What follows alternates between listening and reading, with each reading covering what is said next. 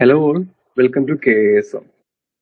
ഇന്നത്തെ ഡിസ്കഷനിൽ നോക്കാൻ പോകുന്നത് മോഡ്യൂൾ 3-ലെ ഇന്റലിജൻസ് എന്ന് പറയുന്ന ടോപ്പിക്കാണ്. ഓൾറെഡി ഫ്രസ്ട്രേഷൻ, എമോഷൻ എന്നിങ്ങനെ രണ്ട് ടോപ്പിക്ക് നോക്കിയിട്ടുണ്ടായിരുന്നു. ഇനി ഇന്റലിജൻസും കൂടെ കഴിഞ്ഞാൽ പിന്നെ ഒരു ടോപ്പിക്കും കൂടെ ഉണ്ട്, stress and anxiety. Okay, so ഇന്ന് നോക്കാൻ പോകുന്നത് ഇന്റലിജൻസ് ആണ്. ഇന്റലിജൻസിന് നമുക്ക് കുറെ ടൈപ്സ് ഓഫ് ഡെഫിനിഷൻസ് ഉണ്ടാവും. ഒറ്റ ഡെഫിനിഷൻ അല്ലാതെ പല ടൈപ്സ് ഓഫ് ഡെഫിനിഷൻസ് ഉണ്ടാവും. സോ ഇന്റലിജൻസ് എന്ന് പറയുന്നത് ഒരു അബ്സ്ട്രാക്ട് ആയിട്ടുള്ള കാര്യമാണ്. ഇപ്പൊ ചില ആൾക്കാർ ചില കാര്യങ്ങളിൽ ഇന്റലിജന്റ് ആയിരിക്കും, ചില കാര്യങ്ങളിൽ ഇന്റലിജന്റ് ആയിരിക്കില്ല. സോ അത് തന്നെയാണ് ഇവിടെയും നമ്മൾ നോക്കാൻ പോകുന്നത്. Okay, so intelligence involves A number of abilities together. So intelligent എന്ന് പറയുന്നത് ഒരൊറ്റ ഒരു എബിലിറ്റി അല്ല, ഒരു നമ്പർ ഓഫ് എബിലിറ്റീസ് ഒരുമിച്ച് വരുമ്പോഴാണ് ഇന്റലിജൻസ് ഉണ്ടാവുന്നത്, അല്ലെങ്കിൽ ഒരു പേഴ്സൺ ഇന്റലിജന്റ് ആവുന്നത്. It is the ability to understand the incoming information and make sense out of it. So ഒരു ഇൻഫർമേഷൻ നമുക്ക് കിട്ടുന്നുണ്ടെങ്കിൽ അതിൽ നിന്ന് ഒരു സെൻസ് ഉണ്ടാക്കാനുള്ള എബിലിറ്റിനെയാണ് നമ്മൾ ഇന്റലിജൻസ് എന്ന് പറയുന്നത്. ഓക്കെ, ഇപ്പൊ ഒരു കൊച്ചുകുട്ടിക്ക് തീ കാണുമ്പോൾ അറിയില്ല അത് ദേഹത്ത് കൊണ്ടാൽ അത് ഹർട്ട് ചെയ്യുന്ന അറിയില്ല, അല്ലെ? കാരണം എന്താ? ആ കുട്ടിക്ക് ഇന്റലിജൻസ് എത്രത്തോളം വളർന്നിട്ടില്ല. പക്ഷെ നമ്മൾ വലിയ ആൾക്കാരായതുകൊണ്ട് തന്നെ നമുക്ക് ഒരു ഇൻഫർമേഷൻ കിട്ടുമ്പോഴേക്കും മനസ്സിലാവും, ഒരു സെൻസ് ഉണ്ടാവും, അല്ലെ? ആ ഒരു ഇൻഫർമേഷനിൽ നിന്നും നമുക്കൊരു കാര്യം ഉണ്ടാക്കിയെടുക്കാം. ഇതാണ് ഇന്റലിജൻസ് എന്ന് പറയുന്നത്. It is the ability to acquire new skills and use the existing knowledge to complete a task or deal with a situation. So intelligence എന്ന് പറയുന്നത് എന്തിനും കൂടെയുള്ള കഴിവാണ്, പുതിയ സ്കിൽസ് പഠിച്ചെടുക്കാനുള്ള കഴിവാണ്. To acquire new skills. ഇപ്പോ SIക്ക് പഠിക്കാൻ വേണ്ടി നിങ്ങളിപ്പോ ഈ ഒരു സൈക്കോളജി എന്ന ടോപ്പിക്ക് പഠിക്കുന്നുണ്ട്, അതും ഒരു പുതിയ കൈൻഡ് ഓഫ് സ്കിൽ ലേണിംഗ് തന്നെയാണ്. And use the existing knowledge to complete a task or deal with situation. So ഒന്നെങ്കിൽ പുതിയ കാര്യങ്ങൾ പഠിക്കുക, അല്ലെങ്കിൽ പഴയ നോളജ് യൂസ് ചെയ്തിട്ട് ഒരു ടാസ്ക് കംപ്ലീറ്റ് ചെയ്യുക, അല്ലെങ്കിൽ ഒരു സിറ്റുവേഷൻ ഡീൽ ചെയ്യാനുള്ള ഒരു എബിലിറ്റി ഉണ്ടാക്കുക. ഇതാണ് ഇന്റലിജൻസ് എന്ന് പറയുന്നത്. Intelligence includes the capacity to understand novel stimuli, learning language and communicate with others, being aware of the environment, having the ability to reason, plan and solve the problems creatively. So intelligence എന്ന് പറയുന്നത് എന്തിനും കൂടെയുള്ള കപ്പാസിറ്റിയാണ്. Novel stimuli, അതായത് ഇതുവരെ നമ്മൾ കാണാത്ത പുതിയൊരു stimuli, ആ ഒരു പുതിയൊരു സ്റ്റിമുലൈ, ഇപ്പൊ ഇതുവരെ നമ്മൾ അനുഭവിച്ചിട്ടില്ലാത്ത, അല്ലെങ്കിൽ കാണാത്ത, അല്ലെങ്കിൽ കേട്ടിട്ടില്ലാത്ത പുതിയൊരു സ്റ്റിമുലൈനെ അണ്ടർസ്റ്റാൻഡ് ചെയ്യാനുള്ള കപ്പാസിറ്റിയാണ് ഇന്റലിജൻസ് എന്ന് പറയുന്നത്. ഇപ്പൊ നാളെ നിങ്ങൾ എക്സാമിന് പോയിരിക്കുമ്പോൾ ഇതേവരെ കാണാത്ത പുതിയൊരു പാറ്റേണിൽ എക്സാം വരുവാണെങ്കിൽ, എക്സാം ചോദിക്കുവാണെങ്കിൽ അത് മനസ്സിലാക്കിയിട്ട് അതിനെ തരണം ചെയ്യാനുള്ള ആ ഒരു എബിലിറ്റിയും ഇന്റലിജൻസ് ആണ്. ലേണിംഗ് ലാംഗ്വേജ്, പുതിയൊരു ലാംഗ്വേജ് പഠിക്കുക. കമ്മ്യൂണിക്കേറ്റ് വിത്ത് അതേഴ്സ്, മറ്റുള്ളവരോട് സംസാരിക്കുക. ബീയിങ് അവെയർ ഓഫ് എൻവയോൺമെന്റ്, നമ്മുടെ ചുറ്റുപാട് മനസ്സിലാക്കുക. And having the ability to reason, plan and solve problems creatively. അപ്പോൾ കാര്യങ്ങൾ മനസ്സിലാക്കുക, ലോജിക്കോട് കൂടി ചിന്തിക്കുക, പ്ലാൻ ചെയ്യുക, പ്രോബ്ലംസ് ക്രിയേറ്റീവ്ലി സോൾവ് ചെയ്യുക. നമ്മൾ പ്രോബ്ലം സോൾവിങ് പഠിച്ചിട്ടുണ്ടായിരുന്നു, അല്ലെ? പ്രോബ്ലം സോൾവിങ്ങിനകത്ത് പറഞ്ഞു, ഒരു പ്രോബ്ലം തന്നെ വീണ്ടും വീണ്ടും ഒരു ഹ്യൂറിസ്റ്റിക് ഉണ്ടാവും, അല്ലെ? മെന്റൽ സെറ്റ് എന്ന് പറയും. നമ്മൾ മെന്റൽ സെറ്റ് പഠിച്ചിട്ടുണ്ടായിരുന്നു. അതായത് ഒരു പ്രോബ്ലം വരുമ്പോഴേക്കും ജസ്റ്റ് ഒരു താൽക്കാലികമായിട്ടൊരു സൊല്യൂഷൻ അല്ലാതെ ഒരു ക്രിയേറ്റീവ്ലി ആ പ്രോബ്ലത്തിന് ഏറ്റവും ബെസ്റ്റ് ആയിട്ടുള്ള സൊല്യൂഷൻ കണ്ടുപിടിക്കാൻ പറ്റുന്നത് ഇന്റലിജൻസ് ആണ്. സോ അക്കോർഡിംഗ് ടു വെഷ്ലർ പറയുന്നത്, intelligence is the aggregate or global capacity of the individual to act purposefully, to think rationally and to deal effectively with his environment. So പല സൈക്കോളജിസ്റ്റുകളും പല ഡെഫിനേഷനാണ് intelligence എന്ന ടോപ്പിക്കിന് തരുന്നത്. Intelligence എന്ന ടോപ്പിക്കിന് മാത്രമല്ല, എല്ലാ ടോപ്പിക്കും, സൈക്കോളജിയുടെ എല്ലാ ടോപ്പിക്കും ഡിഫറെന്റ് ആയിട്ടുള്ള ഡെഫിനേഷൻസ് ഉണ്ട്. ഓക്കെ, സോ വെഷ്ലർ ഇവിടെ പറയുന്നത് ഇന്റലിജൻസ് ഇസ് ദി അഗ്രിഗേറ്റ് അല്ലെങ്കിൽ ഗ്ലോബൽ കപ്പാസിറ്റി, ഒരു മൊത്തമായിട്ടുള്ള ഒരു കപ്പാസിറ്റിയാണ്. എന്തിനുള്ള? To act purposefully. ഒരു കാര്യം ചെയ്യുമ്പോൾ അതിന് പർപ്പസ് വേണം. ഏതൊരു കാര്യം ചെയ്യുമ്പോഴും അതിന് പർപ്പസ് വേണം. Okay, and to think rationally. So ലോജിക്കോട് കൂടി ഒരു കാര്യം മനസ്സിലാക്കിയെടുക്കുക. And deal effectively with his environment, നമ്മുടെ ചുറ്റുപാടുമായിട്ട് എഫക്റ്റീവ്ലി ഡീൽ ചെയ്യണം. എഫക്റ്റീവ്ലി ഡീൽ ചെയ്യാൻ മീൻസ് അധികം കോംപ്ലിക്കേഷൻസ് ഇല്ലാതെ കാര്യങ്ങൾ സിംപ്ലിഫൈ ചെയ്ത് എല്ലാം സോൾവ് ചെയ്യുന്ന രീതിയിൽ ഡീൽ ചെയ്യണം. സോ ഇതാണ് വെസ്റ്റർ പറയുന്ന ഇന്റലിജൻസിന്റെ കപ്പാസിറ്റി അല്ലെങ്കിൽ ഇന്റലിജൻസിന്റെ definition. Okay, so debate over the relative importance of hereditary versus എൻവയോൺമെന്റൽ factors is one of the oldest yet unresolved debates. കഴിഞ്ഞ ക്ലാസ്സിൽ ഞാൻ പറഞ്ഞിട്ടുണ്ടായിരുന്നു, എപ്പോഴും നേച്ചർ വേഴ്സസ് നർച്ചർ എന്ന് പറയുന്ന ഒരു ഡിബേറ്റ് എപ്പോഴും സൈക്കോളജിയിലുണ്ട്. നേച്ചർ വേഴ്സസ് നർച്ചർ എന്ന് പറയുന്നത് ഒരു പേഴ്സന്റെ ക്യാരക്ടർ അല്ലെങ്കിൽ ആ ഒരു പേഴ്സൺ എന്താണോ അതിനെ ഡിഫൈൻ ചെയ്യുന്നത്, അതായത് എന്നെ ഞാനാക്കുന്നത് എന്റെ ജീൻസ് കാരണമാണോ അല്ല ഞാൻ വളർന്നു വന്ന സാഹചര്യം കാരണമാണോ എന്നുള്ള ചോദ്യമാണ് ഈ ഒരു നേച്ചർ വേഴ്സസ് നർച്ചർ ആ ഒരു ഡിബേറ്റ് ആൻസർ ചെയ്യുന്നത്.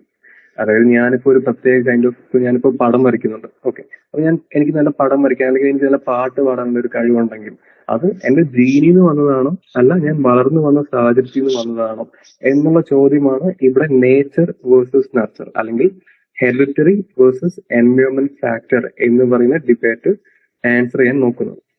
So people who believe that our intelligence is purely controlled by our hereditary forces are known as nativist.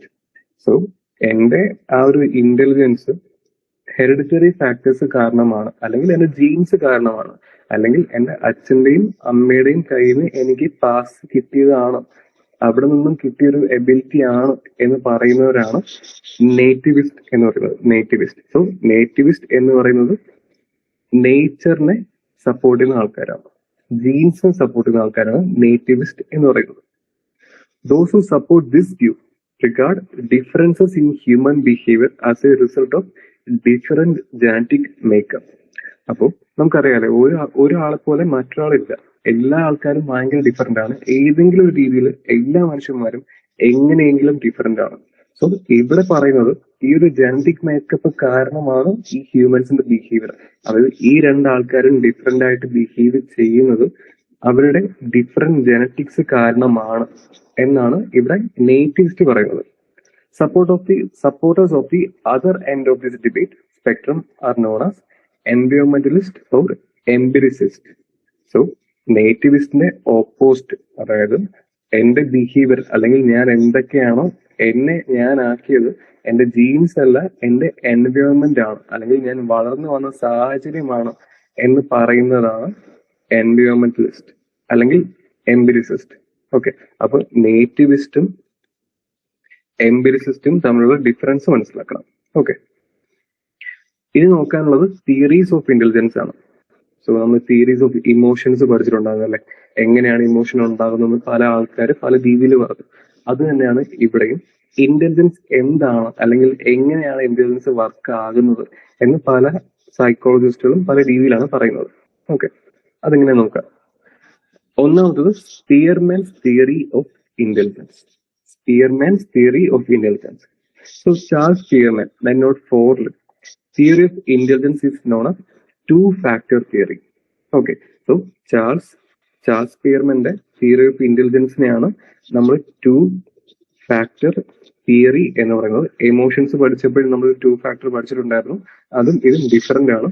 Okay, so Spearman noticed that children who perform well in one subject tend to have good marks in other subject also. ഒരു സബ്ജക്റ്റിൽ mark കിട്ടുന്ന കുട്ടിക്ക് മറ്റേ സബ്ജക്റ്റിൽ mark കിട്ടുന്നുണ്ട് എന്ന് Spearman not ചെയ്തു. നമ്മൾ സ്കൂളിൽ പഠിക്കുമ്പോൾ അറിയാമല്ലേ, നമ്മുടെ ക്ലാസ്സിൽ ടോപ്പേഴ്സ് ഉണ്ടാവും. ഈ ടോപ്പേഴ്സിനൊക്കെ എല്ലാത്തിലും നല്ല മാർക്കായിരിക്കും അല്ലെ. ഒരു സബ്ജക്റ്റിൽ നല്ല, ഫിസിക്സിൽ നല്ല മാർക്ക് ഉണ്ടെങ്കിൽ കെമിസ്ട്രിക്കും അതുപോലെ അവർക്ക് നല്ല മാർക്ക് ഉണ്ടാവും. അപ്പൊ ചാൾസ് സ്പിയർമാനും ഇത് മനസ്സിലാക്കി. എന്നിട്ട് പറഞ്ഞു, ഒരു സബ്ജക്റ്റിൽ മാർക്ക് നന്നായിട്ട് പെർഫോം ചെയ്യുന്ന കുട്ടിക്ക് മറ്റൊരു സബ്ജക്റ്റിലും ഉറപ്പായിട്ട് മാർക്ക് കാണും എന്ന് പറയുന്നു. So this observation led him to propose that there is a common factor which affects all of your activities. അപ്പോൾ അങ്ങനെ സ്പിയർമാൻ പറഞ്ഞതാണ് ഒരു കോമൺ ഫാക്ടർ ഉണ്ട്. ഈ ഒരു കോമൺ ഫാക്ടർ ആണ് നമ്മുടെ എല്ലാ ആക്ടിവിറ്റീസും ഇൻഫ്ലുവൻസ് ചെയ്യുന്നത് എന്നാണ് സ്പിയർമാൻ പറയുന്നത്. സ്പിയർമാന്റെ തിയറി ഓഫ് ഇന്റലിജൻസ് പറയുന്നത് ഒരു കോമൺ ഫാക്ടർ ഉണ്ട്. ഈ കോമൺ ഫാക്ടർ നമ്മുടെ എല്ലാ ആക്ടിവിറ്റീസിനെയും അഫക്ട് ചെയ്യുന്നു എന്ന് പറയുന്നു. So using a statistical method called as factor analysis, he proposed that all cognitive activity or mental activity consists of two factors, so factor analysis എന്നൊരു സ്റ്റാറ്റിസ്റ്റിക്കൽ മെത്തഡ് ഉണ്ട്. അത് സൈക്കോളജിയിൽ മാത്രം യൂസ് ചെയ്യുന്ന ഒരു മെത്തേഡല്ല, എല്ലാ സബ്ജക്ട്സിലും യൂസ് ചെയ്യുന്ന ഒരു മെത്തേഡാണ് ഫാക്ടർ അനാലിസിസ് എന്ന് പറയുന്നത്. ഓക്കെ, അതിനെക്കുറിച്ച് കൂടുതൽ പഠിക്കേണ്ട, ഇതൊരു സ്റ്റാറ്റിസ്റ്റിക്കൽ മെത്തേഡ് ആണെന്ന് മാത്രം നോക്കി വെച്ചാൽ മതി.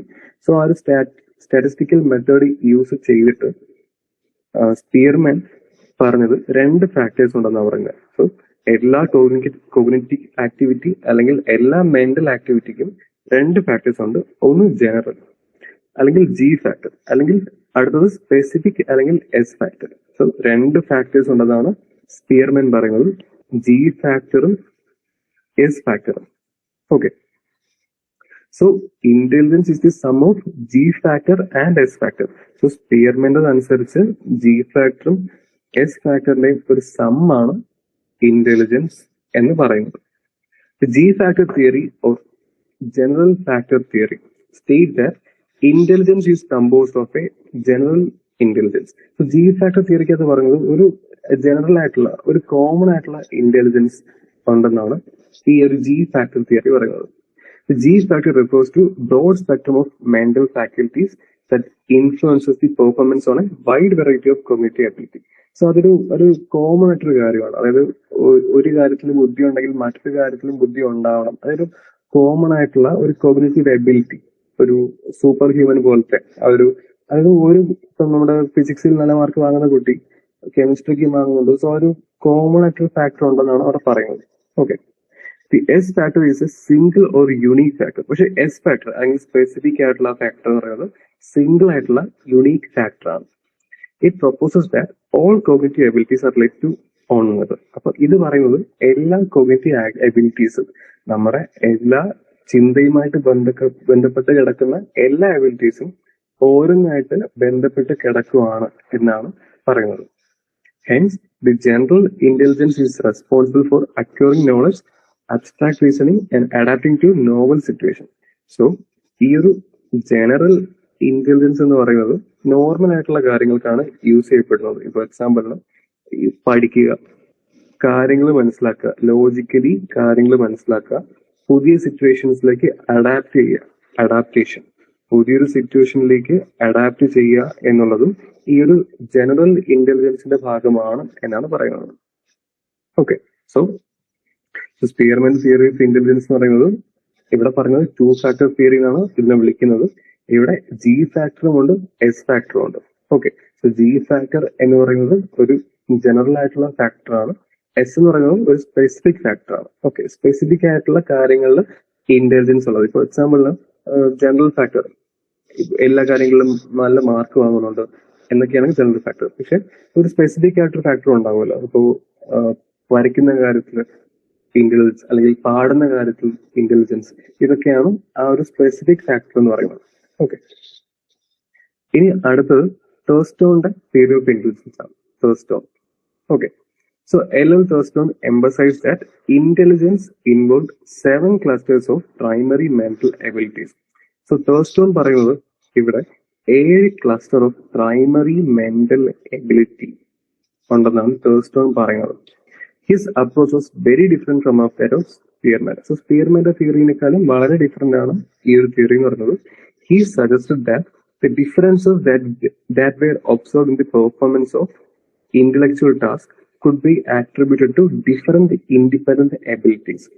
സോ തേഴ്സ്റ്റോൺ പറയുന്നത് എന്താണെന്ന് വെച്ച് കഴിഞ്ഞാൽ, ഡിഫറെന്റ് ആയിട്ടുള്ള ഓരോരോ ഇൻഡിവിജ്വൽ ആയിട്ടുള്ള എബിലിറ്റീസ് ഉണ്ട് മനുഷ്യന്മാർക്ക് എന്നാണ് തേഴ്സ്റ്റോൺ പറയുന്നത്.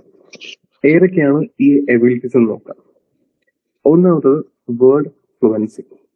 സോ വേർഡ് ഫ്ലുവൻസി എന്ന് പറയുന്നത് ability to think or use words rapidly such as in task of anagram. അപ്പോൾ വേർഡ് ഫ്ലുവൻസി എന്ന് പറയുന്നത് ആ ഒരു വേർഡ്സ് പെട്ടെന്ന് യൂസ് ചെയ്യുക, പെട്ടെന്ന് നമ്മൾ കണ്ടല്ലേ പ്രസംഗ മത്സരമൊക്കെ കണ്ടിട്ടുണ്ടല്ലേ, അവർക്ക് പെട്ടെന്ന് ഈ ഒരു കാര്യങ്ങളൊക്കെ യൂസ് ചെയ്യാൻ പറ്റും, വേർഡ്സ് യൂസ് ചെയ്യാൻ പറ്റും. സോ അത് വേർഡ് ഫ്ലുവൻസി എന്ന് പറയും.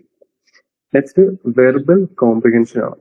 So ability to understand the meaning of a word, concept or ideas correctly. So ഒരു കാര്യങ്ങളുടെ ഐഡിയാസും മീനിങ്ങും ഒക്കെ നന്നായിട്ട് മനസ്സിലാക്കി എടുക്കാൻ പറ്റുന്ന എബിലിറ്റിനെയാണ് വെർബൽ കോംപ്രിഹെൻഷൻ എന്ന് പറയുന്നത്. Verbal comprehension. So vocabulary test assess verbal comprehension. Vocabulary test ഉണ്ടാവും അല്ലെ, ഇപ്പോൾ ഏതെങ്കിലും ഒരു വേർഡ് വന്നിട്ട് അതിന്റെ മീനിങ് എന്താണ് എന്ന് ക്വസ്റ്റ്യൻ ഒക്കെ ചോദിക്കും. സോ ഈ ഒരു ക്വസ്റ്റ്യൻ ചോദിക്കുന്നത് അതിന്റെ മീനിങ് നമുക്ക് മനസ്സിലായോ, അതിന്റെ മീനിങ് കറക്റ്റ് ആയിട്ട് മനസ്സിലാക്കി എടുക്കാനുള്ള എബിലിറ്റി നമുക്കുണ്ടോ എന്നുള്ളതാണ് വെർബൽ കോംപ്രിഹെൻഷൻ പറയുന്നത്.